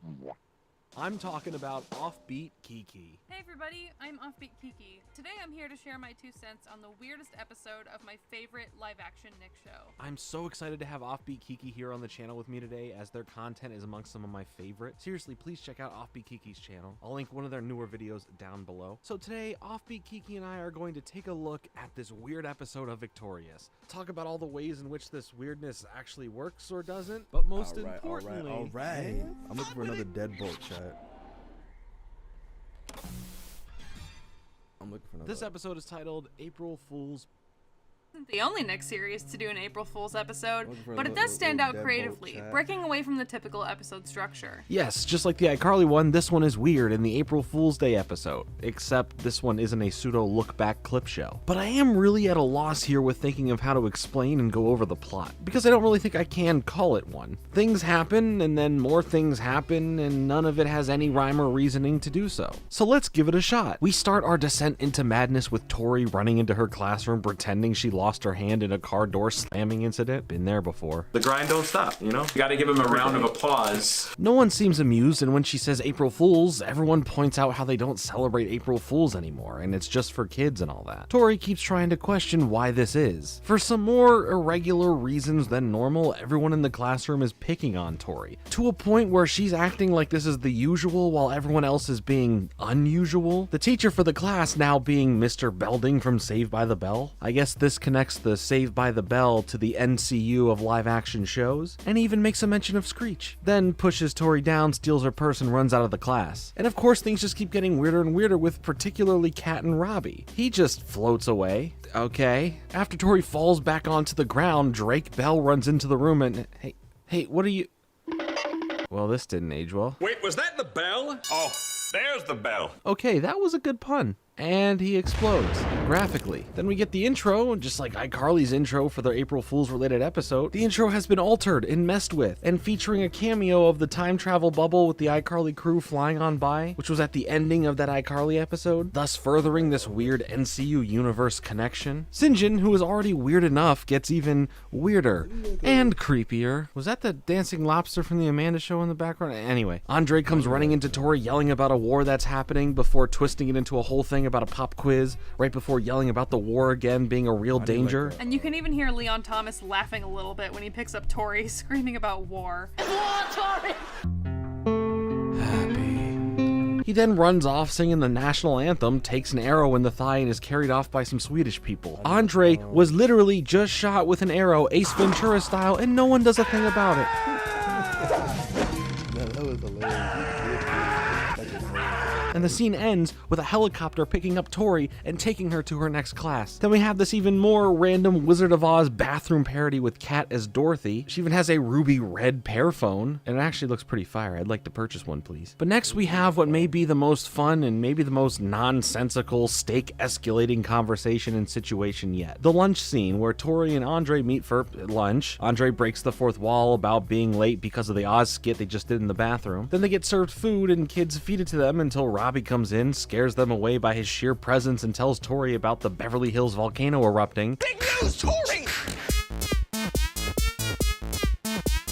And that they only have a little over 3 minutes left until that erupts. Andre again breaking the illusion of the show by stating just enough time for a commercial break. But then the commercial break doesn't happen, and I think that is my favorite joke written in this episode. Robbie's trying to convince Tori to kiss him. Again, a lot of weird creepy energy thrown at Tori this episode. Andre thought Robbie was talking to him for a second, so Andre says sure to the kiss, but Robbie assures that he only wants to kiss Tori. Sorry, Andre. After some pleading, Tori goes in for the kiss before the frame pauses and a commercial break teaser narrated by Rex happens.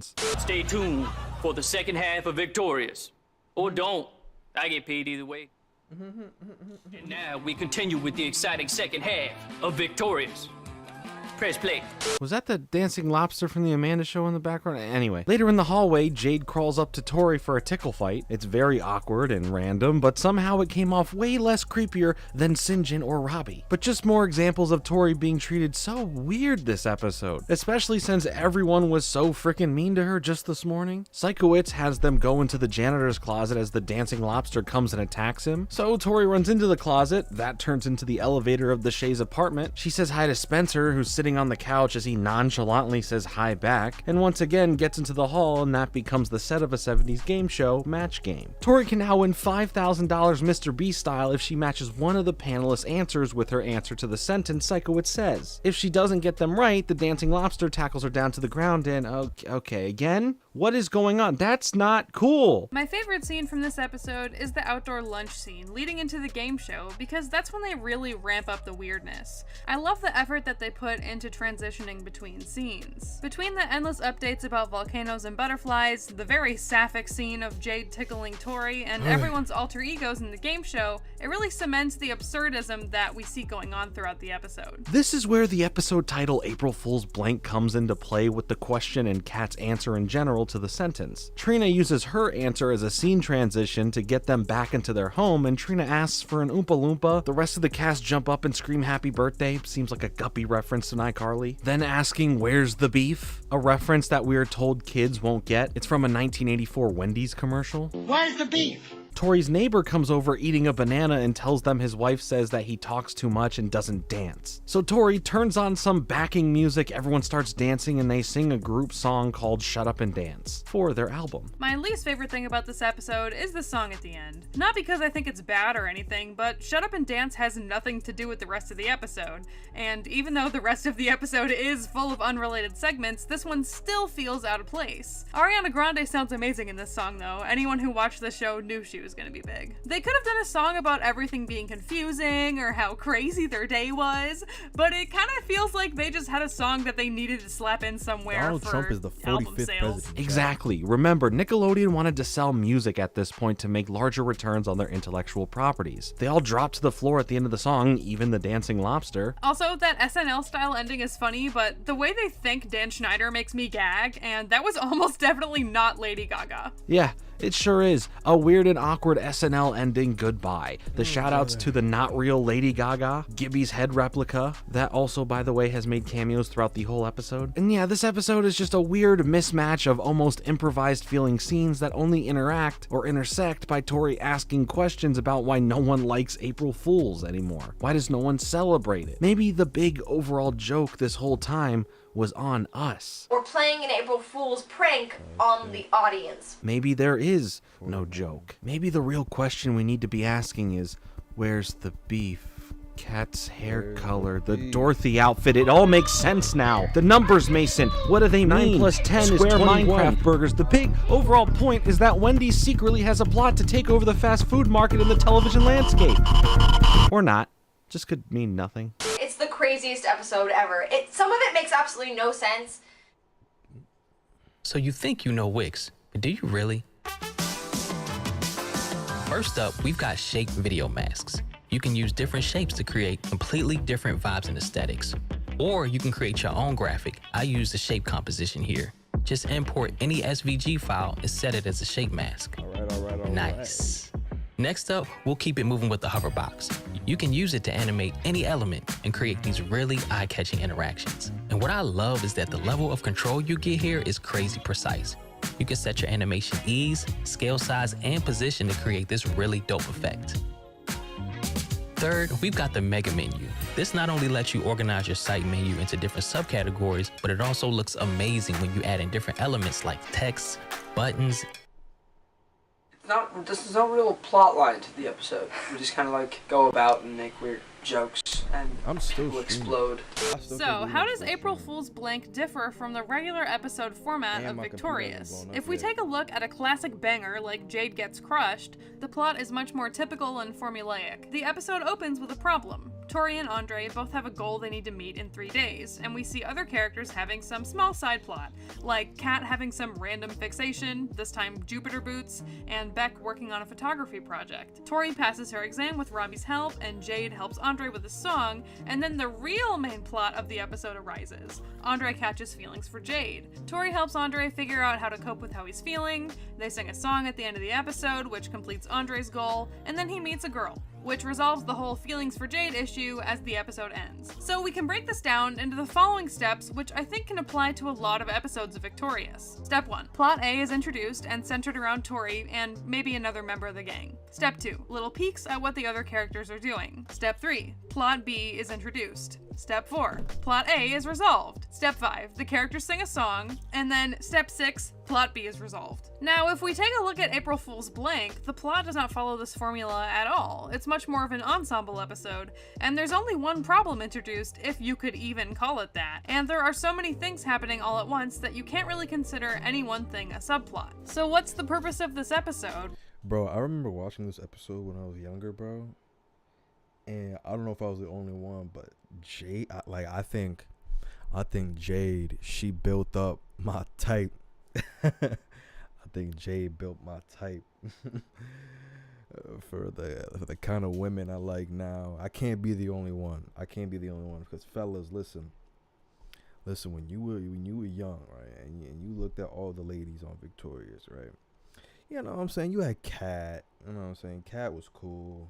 She was the bubbly one. She was like, you know what I'm saying?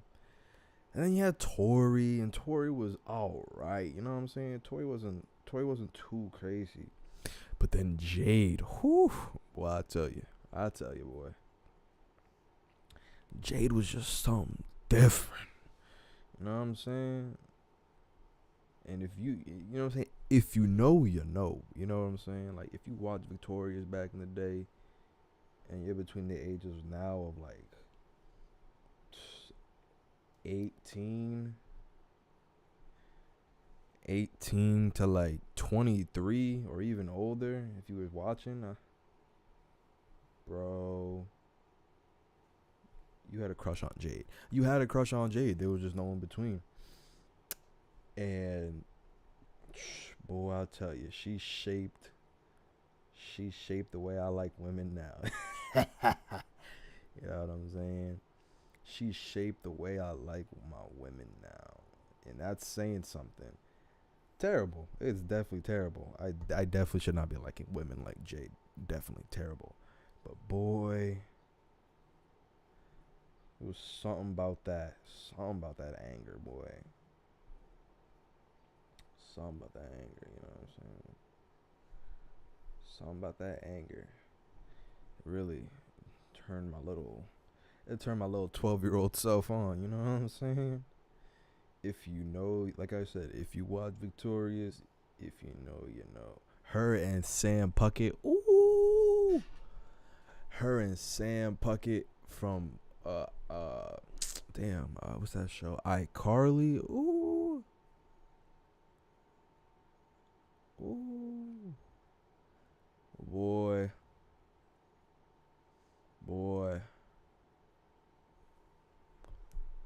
I tell you, boy. Lord have mercy. Oh, bro.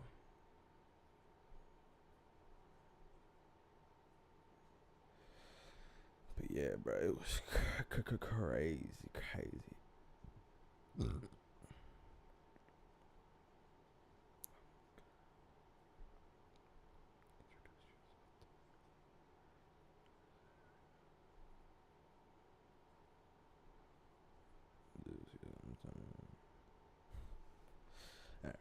Why did they write it? Can you even do character analysis on an episode where everyone is behaving so differently and non-canon from how they normally do? My first thought trying to understand April Fool's Blank was that maybe this is a metaphor for how Tori doesn't really fit in with her classmates.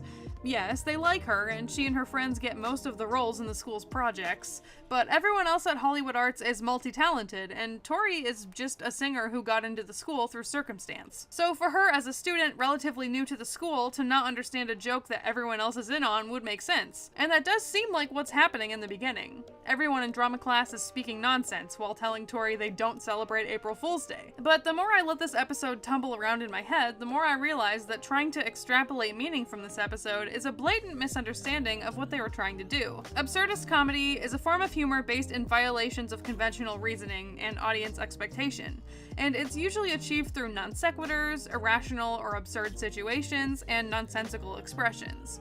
There are multiple moments that can be described by each of those in this episode. Absurdism doesn't have a point, and that's why I like it so much. You're not supposed to try to figure it out because there's nothing to figure out. It's an episode of references and weirdness and non sequiturs just for the sake of it. It's just reveling in silliness, and I think it suits April Fools and Victorious perfectly. Like a lot of Dan Schneider shows, the humor in Victorious has always been a little weird and a lot ridiculous. Like in Jade Gets Crushed, Tori and Andre eat the guidance counselor Lane's sour cream and onion lotion, and it's not questioned at all, really. More secondary members of the regular cast, like Robbie, Kat, or Sinjin, often do things that are kind of gross or strange, and they usually just get a weird look or a quip from everyone else in the scene. So for everyone to be acting weird and nobody saying anything about it is sort of flipping the show on its head. I think in the grand scheme of the show, April Fool's Blank speaks to the willingness of the writers to do silly things and the working relationship that the actors have with each other. Everyone on set is clearly having fun with this episode. Concussion! I want to give a huge thank you to my friend Offbeat Kiki for stopping by the channel today, discussing some Victorious with me, and overall being an amazing content creator. Thanks so much to Jordan for having me. If you'd like, go ahead and check out my channel where I do in-depth breakdowns of cartoons you only kind of remember. Stay safe, stay hydrated, and I'll see you soon. Once again, please go check out their content. It's linked down below. We would love to know your thoughts on this episode of Victorious. Which moment from it was your favorite or least favorite? All that good stuff, tell us in the comments. Thank you for hanging out with us today. Make sure to hit the like button and subscribe for more content like this. Follow me on Twitter. Or else. I'll be back with another video soon, but until then, later.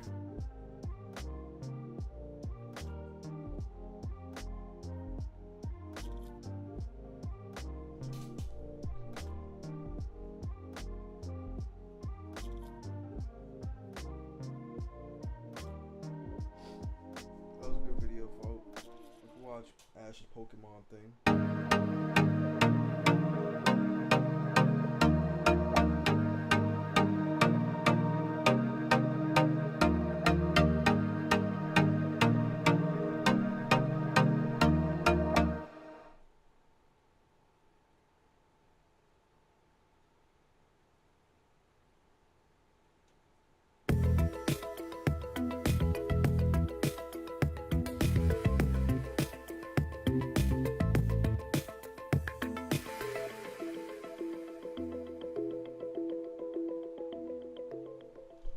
It's time to embark on more of our adventure as we continue Ash Ketchum's journey through the world of Pokemon. From his first moments starting his journey in Pallet Town to the final moments the world just got to witness recently, Ash has had an incredible multiple-decade span that has brought so much joy to so many, and gave new fans different jumping-on points thanks to the generational structure of the franchise, which affects the show as well. Much like this series here on the channel, each part can be viewed standalone, but can also be viewed as part of a larger package. Documenting Ash and how he has evolved into who he becomes is a fun road to venture down as each generation brings out something new for him. Sometimes that means new friends to travel with, maybe even some old, and a whole lot of Pokemon pals to catch, train with, and build up some incredibly strong bonds to. Today we set out on our adventure in the Sinnoh region, the 4th generation of Pokemon that was a special moment in time for the Pokemon franchise, with this era being known for the jump from the more traditional Pokemon games before it, but now adding a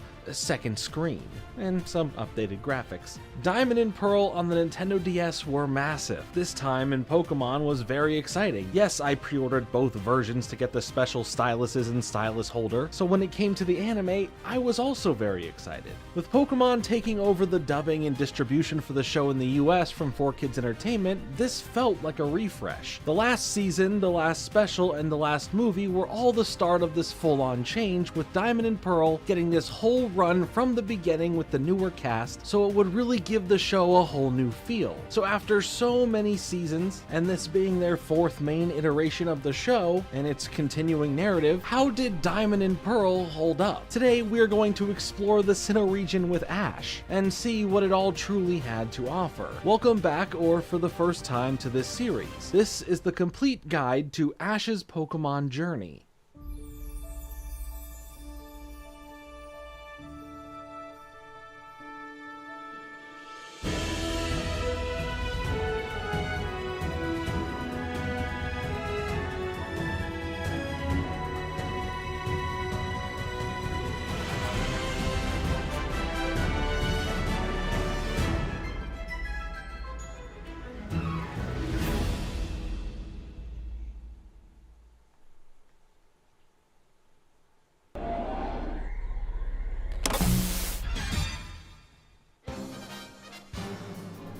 Previously on our time with Ash, we ended the final season having Ash go up against the various members of the Battle Frontier that took him on a surprise adventure around the Kanto region once more. After facing some of his toughest challenges and having some experiences with some old friends, both human and Pokemon, Ash gets his Hall of Fame moment and turns down being one of the Frontier Brains for other challengers to battle. Instead, focusing on himself and heading home as we say goodbye to Brock once more, as well as May and Max, giving Ash a nice visit from his ex-rival Gary Oak, who has an Electivire, a new evolution for Electabuzz that was part of the Generation 4 batch of new Pokemon, giving Ash this excitement for another new region to explore after facing off against Gary for the fun of it all, and losing. Pokemon Diamond and Pearl were hitting the scene strong with a lot of excitement building up for not just this new generation in general, but for the fact that it was coming to the Nintendo DS. In more recent years, we have had a lot of nostalgia for Generation 4 thanks to the remake of Diamond and Pearl for the Nintendo Switch, as well as a brand new type of Pokemon game that builds so much lore into Pokemon, and more specifically the Sinnoh regions, the Hisuian past, and the Pokemon of creation with Pokemon Legends Arceus for the Nintendo Switch. There is a lot of love here for this generation, as I have plenty of fond memories of this era that have made me excited to re-experience it all over again, as Ash now heads towards the Sinnoh region himself with only his Pikachu once more, and another sneaky traveler who wasn't ready to stay with Oak back home. So let's hop into the Diamond and Pearl era.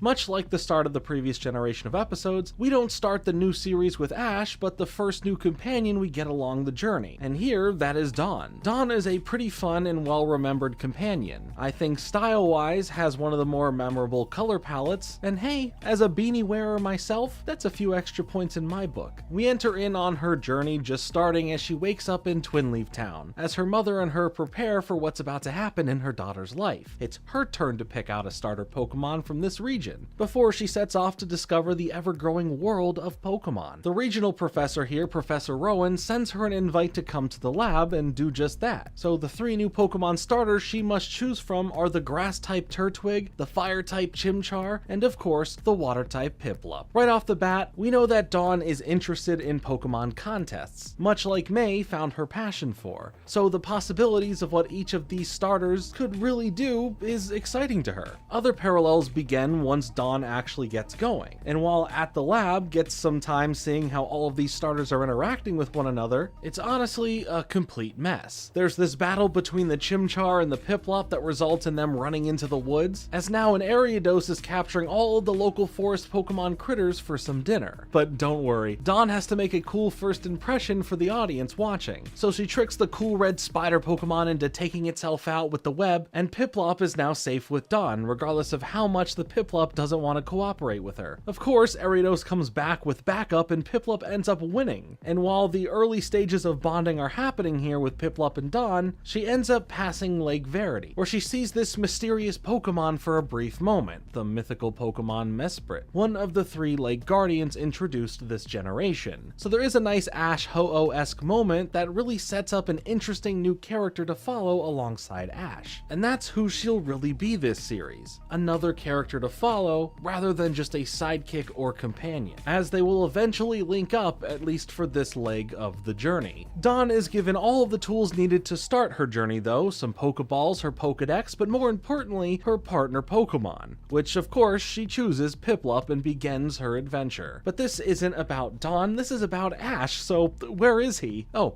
here he is, currently on his way to the Sinnoh region with his Pikachu, of course, but also his Aipom, who decided to join Ash going forward. But as for Ash, he's pumped to be going to Sinnoh. He's ready to see what Gary was hyping up about this place, and knows that he'll become the champion of Sinnoh. Well, don't get ahead of yourself, Ash. Who's that Pokemon? Come on, come on! Yeah, let's go.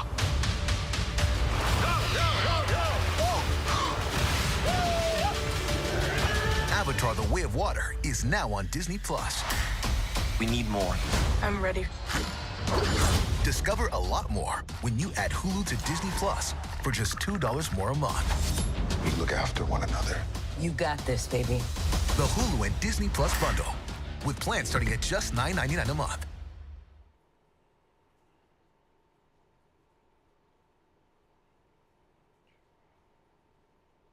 Welcome to the future. Let's go, let's get it. Won't stop, we just beginning. Came here, one goal to win it. Fight on right to the finish. Let's go, we on it. Toss people, power running.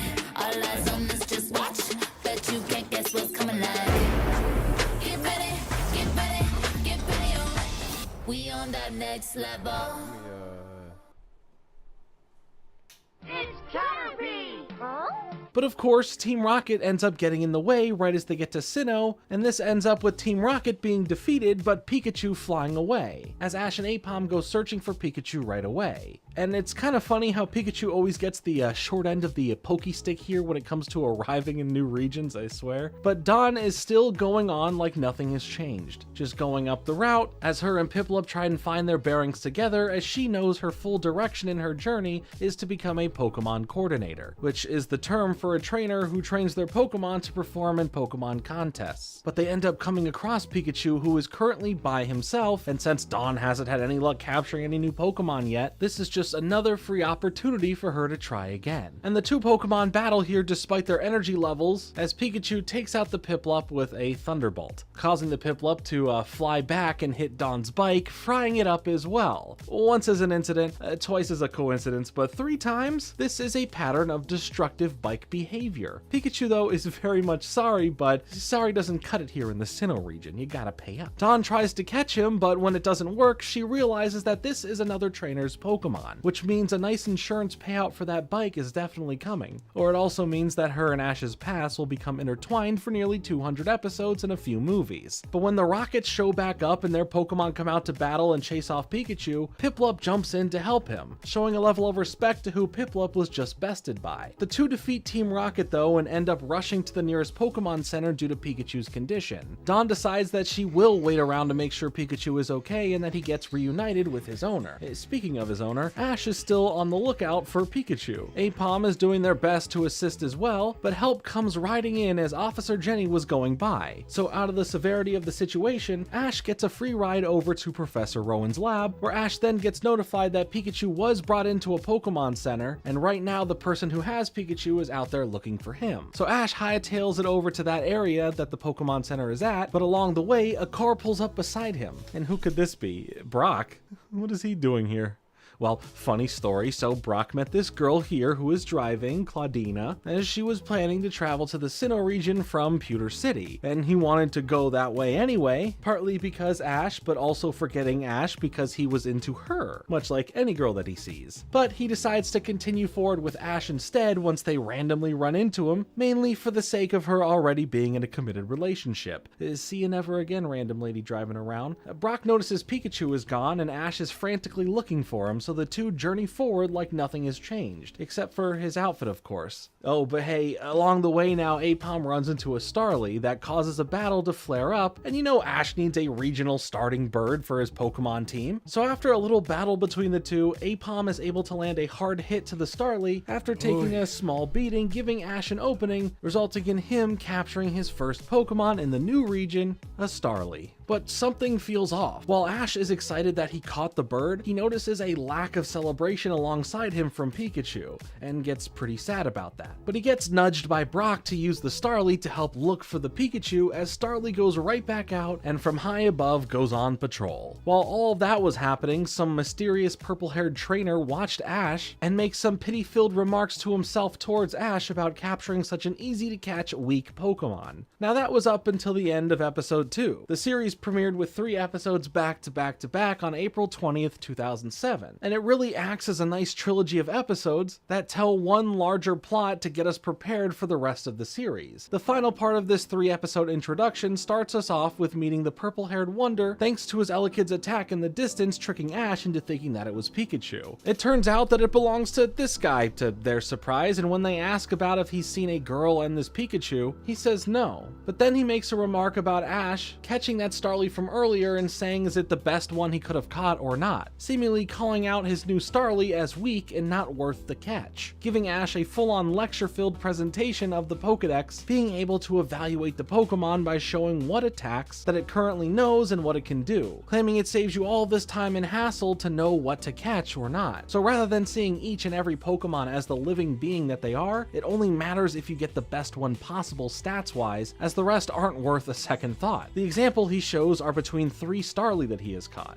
with one of the 3 knowing a more powerful move in Aerial Ace, setting the other 2 free, telling them to get lost. Yeah, I hate this dude, and I don't use the term hate lightly. Good on the writers, because if you're going to make a character feel like the rival or more of a bad person that the main character has to overcome in some way, then yeah, making me very much want to see that person lose everything is a great way for me to be invested in what Ash has going on. Ash, of course, rebuttals about that style of treating Pokemon overall, and that any Pokemon has the same chance to grow and be strong no matter where they are skill-wise. The trainer challenges Ash to a 3-on-3, but Ash can't right now, only having 2 Pokemon on him as they need to get back to searching for Pikachu. This dude calls Ash pathetic and heads out, but Ash can't worry about clapping back at this guy right now. He needs to get going. Team Rocket now is in a deep battle with Pikachu and Piplup as they end up getting the upper hand on Pikachu and capturing him once more, knocking out Piplup in the process. But in the nick of time, Apom and Starly join in on the fight as Ash takes a note from Apom and begins climbing up a tree to help get a better angle on jumping onto Team Rocket's Machine of the Week. All these efforts result in Team Rocket's machine hurting itself and exploding, sending Team Large Red R blasting off again. Ash, Pikachu, and his other 2 Pokemon are all safe though, as they now end up reuniting with Pikachu and are extremely grateful that everyone is safe. Ash gets to also meet Dawn now finally, and Brock helps heal up Piplup a bit as they then call back to Professor Rowan, where they find out that a special care package from his mother had arrived and the trio now head back to the lab. Now, we can't just have Ash out here dressing in last generation's clothes now, can we? If Brock gets a new outfit, then you better believe Ash needs one because of action figures, I mean just to keep him fashionable. The care package had everything: new shoes, new clothes, a new backpack, but most importantly, a new hat. Goodbye green, hello blue. He calls back to his mom to check in, always keeping her in the loop like a good son should, so she's not up all night worried, as well as checks in with Professor O, because we gotta check in with the GOAT, who also spends a lot of time with Ash's mom. But after this, Dawn makes a comment about traveling together after learning why Ash and Brock are here, knowing that they would all be going in the same direction.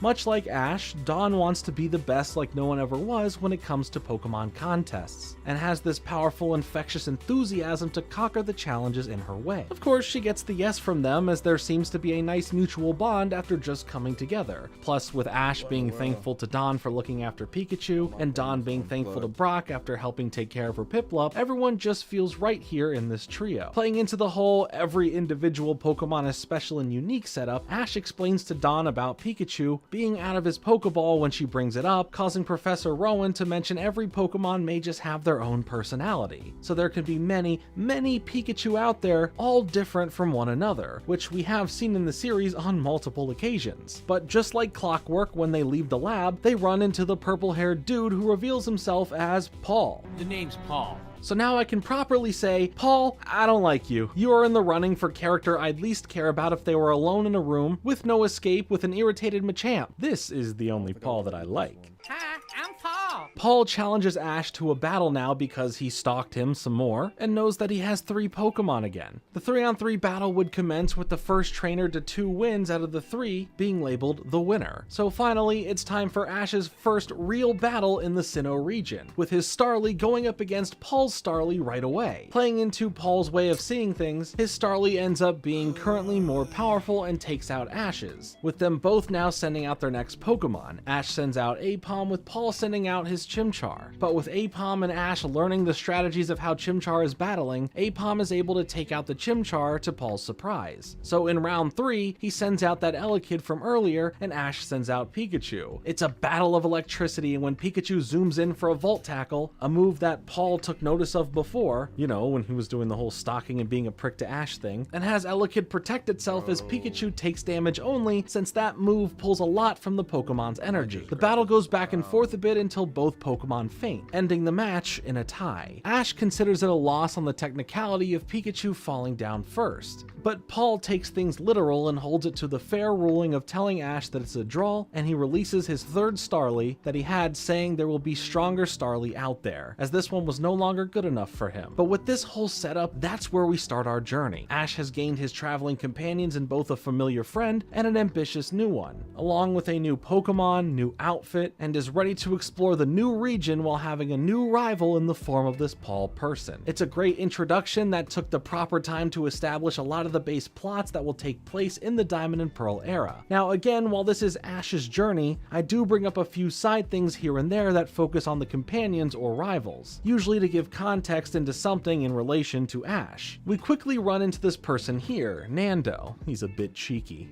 Just kidding. He's extremely chill. He's a character that is playing in both worlds, not sure what he wants to do more, go for badges or go for ribbons. He also has a Mew-shaped harp, and that's pretty cool, I must say. He runs into our trio and Dawn is looking for her first battle, challenging him in his Badoo, but then clarifies what is this battle for, where Dawn makes mention of making her way to the Sinnoh Grand Festival for the contest, so Nando makes sure that this will be a contest type battle then, which is more so like a regular battle, but it has some flair and style to it. She ends up losing, which does get her pretty bummed out, mixing this with her bad luck of not catching any Pokemon every time she has tried so far, but they make their way to the Pokemon Center to stay the night, and Dawn gets a chance to speak with her mother, which I like that we get moments like this throughout the series, whether it be with Ash and his mom or now Dawn with her mom, but these check-in updates make the characters feel a lot more real, especially when Dawn's mother takes her comments about nothing to worry about as making her worry as a mom, because that's what mothers are always gonna do. Ash ends up officially signing up for the Sinnoh League though, and Nando shows up for a quick heal as well, but everyone sees that something is on his mind, and not fully knowing what's up until Nurse Joy fills them in on his struggle to pick what his future focus would be. Ash and Dawn clash a bit when they both want him to pick their respective choices of focus and head out after him, eventually finding and confronting him where he cuts them off, creating silence and asking for them to just listen, where we get an ASMR moment of hearing nature, the Pokemon in the area moving around them and just taking it all in. Thanks to a brief moment of calm, Dawn and Ash are able to make up with each other over the arguing as they mention and get into the special legendary and mythical Pokemon that they saw. Nando strums his harp and ponders over the wondrous fascinations of the world, and Ash now challenges him to a battle. Only fair, he battles in a regular style now that would be used in a gym before he makes up his mind for what path to take. Pikachu goes up against his Badoo, but as the battle goes on, the Badoo ends up evolving into a Roselia, but Pikachu ends up still winning in the end. Nando is appreciative of both of them, and right then and there makes up his mind, claiming that he will be going after both, wanting to earn badges and ribbons alike. A nice episode here that builds up the interest in both Ash's journey and Dawn's, and telling you, the audience, that it's okay to follow both. Since it's also a new generation, it would only make sense that Ash would get a starter Pokemon from that region as well, right? So enter in Turtwig, who helps Pikachu out of a Team Rocket situation, and afterwards, we find out this Turtwig is a lot like Bulbasaur, and that it was helping protect this area, and though those that live around there, and even more so like Bulbasaur, because somehow an Oddish is thrown into the introduction mix. This lady named Clara talks about how she found Turtwig and took care of it, and we see it has some of those Chikorita vibes by showing respect or fondness towards a person by giving them a big old bite, shown here on Ash. The two get the chance to work together in battle thanks to more Team Rocket interruptions, and afterwards, Clara notices that Turtwig wants to go with Ash, and even runs up to him for a battle to catch him. So Ash happily agrees, having Pikachu come out and fight. Turtwig puts up a decent fight, causing Pikachu to put in a lot of work dodging and maneuvering, but in the end, Pikachu gets the upper hand and Ash goes in for the catch, adding Turtwig to the team as they now continue forward towards Jubilife City. Right after this though, the team runs into Paul once more, and even with a new Pokemon, Paul thinks little of Ash and his trainer ways. This resulting in another battle thanks to Ash being easy to temper, and of course all for his pride, where his new Turtwig heads out to battle Chimchar at an extreme type disadvantage to it. And Turtwig just ends up eating the attacks to Ash's confusion, but before things get way too bad, Team Rocket comes to ruin things, and this forces Paul and Ash to work together to stop Team Rocket from doing their usual business, and in the end, after defeating them, Ash tries to make a play to be friends with Paul and squash whatever they have going on here. But Paul refuses this offer and walks away, so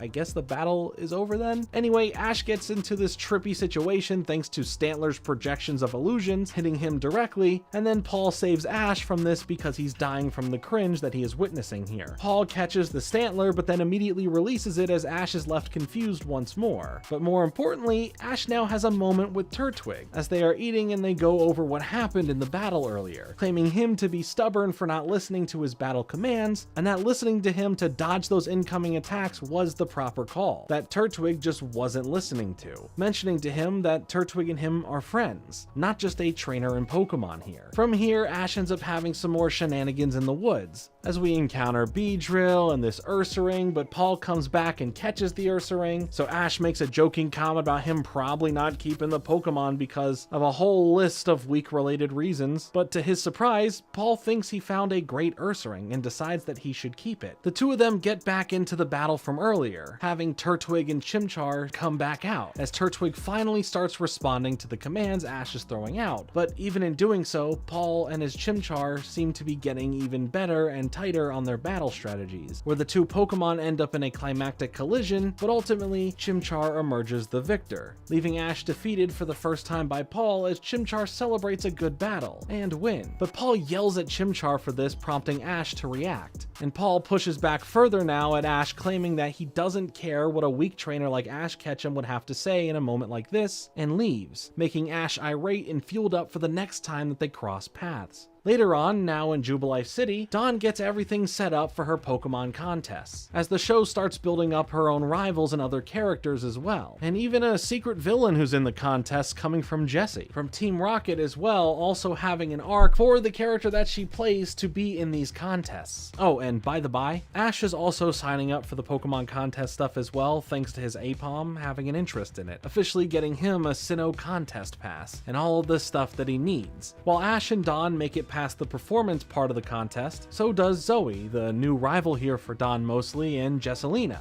Jessie's fake persona, to be allowed to enter discreetly. Ash has to now go up against Zoe in the first battle here, with Ash using Apom and Zoe using Glammeow. Now remember, there is also a time limit here, so even if Ash's Apom was still standing and going in for the knockout hit, if the time hits 0, it's all about points, and the time does hit 0. And Zoe is declared victor thanks to the overall points left by each of them by the end, with Zoe telling Ash that the battle was great, and if the time didn't run out and that attack had landed, it may have been it for her and her Glammeow. From here, Zoe defeats Dawn in the next round, then defeats Jesselina, in the finals, resulting in Zoe winning and getting her second total ribbon. Dawn has a moment where she calls back home disappointed she lost, and it definitely makes things harder since her mother was a contest performer and that she lost to a Glammeow, a Pokemon that her mother has at home and used when competing. Her mother offers some encouraging words though, and also says that her friends are are there for her. Zoe and Dawn have their moment of respect for one another to become friendly rivals, but something I find interesting was before their battle, Zoe mentions that Apom should be raised by Dawn since her path is the contest, and this isn't truly Ash's scene at the end of the day. But ignore that for now, as we have some training to do, with Ash working with his Starly to get stronger and more battle ready as Starly works alongside all of the other bird Pokemon to take out Team Rocket, and through this they end up evolving into a Staravia, and finishes off Team Rocket with an Aerial Ace. There's just something about Ash and his bird Pokemon that hit on such a strong connection each generation, and I am glad that hasn't stopped here. Soon the group arrive at Orberg City, and notice that Paul, along with this Ian fella, are walking out of the gym, where Ash is genuinely curious if Paul had won and earned a badge, but he shuts him up by telling him to mind his own business, while Ian mentions that the gym leader isn't there at the moment, and that the typing is rock Pokemon, so Paul gets some ideas in his head and heads off to the Pokemon Center. Heck, Ash even wishes him good luck, and Paul smirks back at that comment, because of course he does. Ash gets given a case for his badges to go in though, and is told where to find the gym leader Rourke at, which leads him to the mines. Upon finding him, Rourke is very much into mining more so than being a gym leader, often forgetting his duties at the gym apparently. So now that he heads back to the gym, his first battle is with Paul, as Ash and friends get a chance to sit in and watch the battle. After their battle goes on for a bit, Paul takes the win and earns the coal badge, and wants to just go on his way, but Ash won't let him, telling him to stay and watch his battle now. He ends up getting under Ash's skin and then Dawn's skin for his comments towards both of them, and once the gym leader mentions staying, he decides to do so.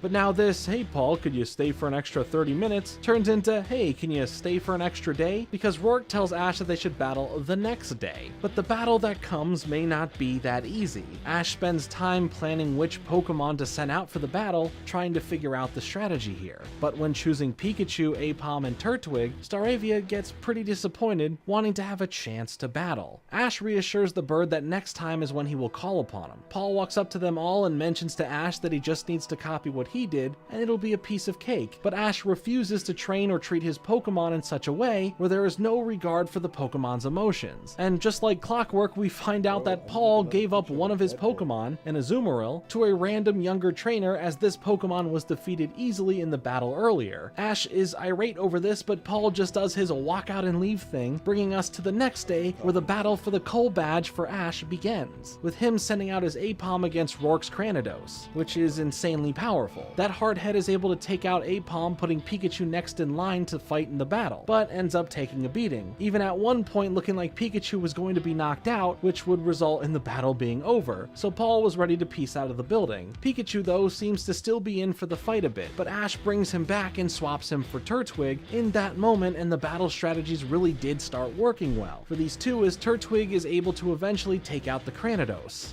Onix is sent out next and knocks out Turtwig pretty fast, so Pikachu comes in to hopefully help against Onix. But no matter how hard Pikachu fought in the end, the Onix was able to get a solid final attack in, knocking Pikachu out, meaning Ash has lost to the first gym in the region, and in front of his new rival, Paul. And before Paul leaves, he makes sure to get in one final comment to Ash, telling him that he has never thought lower of him than in this moment right here. Who's that Pokemon? Be greater than you. No, you can. Yes, I can. No, you can. Yes, I can. Yes, I can. It's Syrill. Now, before we get to another rematch, of course, the gym leader's Cranidos ends up evolving into a Rampardos, and that's an even harder battle for Ash to face. Dawn ends up wearing a cheerleader outfit to cheer for Ash, which reminds me of Gary's groupies from the original series, but now the battle begins with Onix being sent out and Pikachu jumping in for the rematch. After a good back and forth here, Pikachu lands a strong Iron Tail on the Onix, knocking it out and having Geodude come out next, with Ash now switching to Apom for this battle. Apom's tactics with Ash end up working well against Geographical Dude over here, knocking him out and putting Ash in a good lead for this battle. But now it's time for Rampardos. It's even stronger, it's a much bigger challenge to face, and within moments Apom is defeated and Pikachu comes right back out. But the clash of Pikachu's Iron Tail and Rampardos' Zen Headbutt favors on the side of Rampardos, allowing him to quickly go in for another and knocking out Pikachu. Next comes Turtwig. as they are both on their last Pokemon. And following through with all of the strategies that worked last time, the Pokemon we now face is a lot more powerful thanks to it just evolving, so this is going to be a lot harder for Turtwig. So Ash starts having Turtwig combine some of the speed and power that it has by running around and still sending out Razor Leaves, as Rampardos retaliates in burning them up, but that backfires for it as his vision is obscured to Turtwig, giving an opening due to the element of surprise, going low when it goes high, getting up behind the Rampardos and hitting it with a direct attack, thus resulting in a knockout and Ash becoming the victor of the match and being awarded his first Sinnoh League badge, the Coal Badge. So only 7 more to go. Wow, I feel like we've gone over so much, but aren't too far into this adventure. I will say that Diamond and Pearl is the most spread out series thus far, really letting all of these side stories and other adventures develop as we still work on Ash's main goals. Some more fun stuff happens when they run across Pokemon Hunter J. Pokemon Hunters are those who capture and or steal Pokemon that they are hired to find for others, usually secret, shady, private type people. Well, she ends up stealing Pikachu as a bonus when Ash tried stopping her from stealing a Gardevoir, and in the end, while getting Pikachu back, Pokemon Hunter J stays another day free from capture by Officer Jenny, thanks to leaving with no trace and lack of known true identity. I think moments like this add some cool lore to the world of Pokemon, and I like how there are always different interpretations or iterations throughout different Pokemon media, whether it's in the games, manga, show, or something else. Just building up lore through these one-off characters or groups that appear through all these different mediums, I just think it's really cool. So now after making it to Floroma Town for a contest for Dawn to enter, we meet another person that is shown to be Dawn's rival, this time a less friendlier one than Zoe, and that's Kenny. Kenny just kind of teases her a lot and also notes that he lost to Zoe in a final round of a contest himself, and then going on to say other embarrassing things about Dawn. So she challenges him to a battle out of anger, but he doesn't care for that. Rather, he wants a battle with Ash to gain some real experience battling that Pikachu. This battle doesn't go anywhere thanks to Team Rocket, but after that gets taken care of, the contest goes forward with Dawn, Kenny, and of course Jesselina, and Dawn ends up face to face with Kenny in the final round, resulting in her winning and getting her first ribbon ever. As they continue on, Ash and Dawn face off against the champ twins, Ryan and Brian. So this would be a tag battle, 2-on-2. But before they start, the Sinnoh Now team shows up to record this for TV, showing off trainers really giving it their all, as Dawn and Ash use Piplup and Turtwig against the Croconaw and Quilava. These twins are on a winning streak, and it doesn't break here as Dawn and Ash are not on the same page for this battle, causing them to argue and be uncoordinated and lose. Afterwards, the fighting continues until Pikachu quiets them up with a Thunderbolt, and with Brock's help, giving them a moment to calm down and apologize to one another. Now they want to battle the champ twins again, but want to really work on a strategy that gets formed pretty naturally through the combined efforts of having Turtwig and Piplup work together, getting that practice in as they fight Team Rocket here. So now when the next battle happens, their strategies and ideas start to really gel well with each other, and they are able to take out the Croconaw and Quilava and end the winning streak for now. And they look good for TV since Dawn said it's literally the most popular show in the whole region. Later they run into Syrill and her Chansey, as she's been trying to capture this one Pokemon and finally ends up capturing this Burmy. She introduces herself to the group and claims to be a treasure hunter of sorts, following in her grandfather's footsteps. She is looking for enchanted honey. Let's pause this. Alright, y'all. I appreciate to those who popped out. I appreciate everybody who, you know what I'm saying, who liked the stream. If you were here, thank you. I don't really got too many views on this, but this will be on my YouTube. I appreciate all of y'all for popping through. Just chilling with me while I animate this next video for y'all. I appreciate all of y'all once again and the stream. And yeah, you know what I'm saying? I love you all. Goodbye.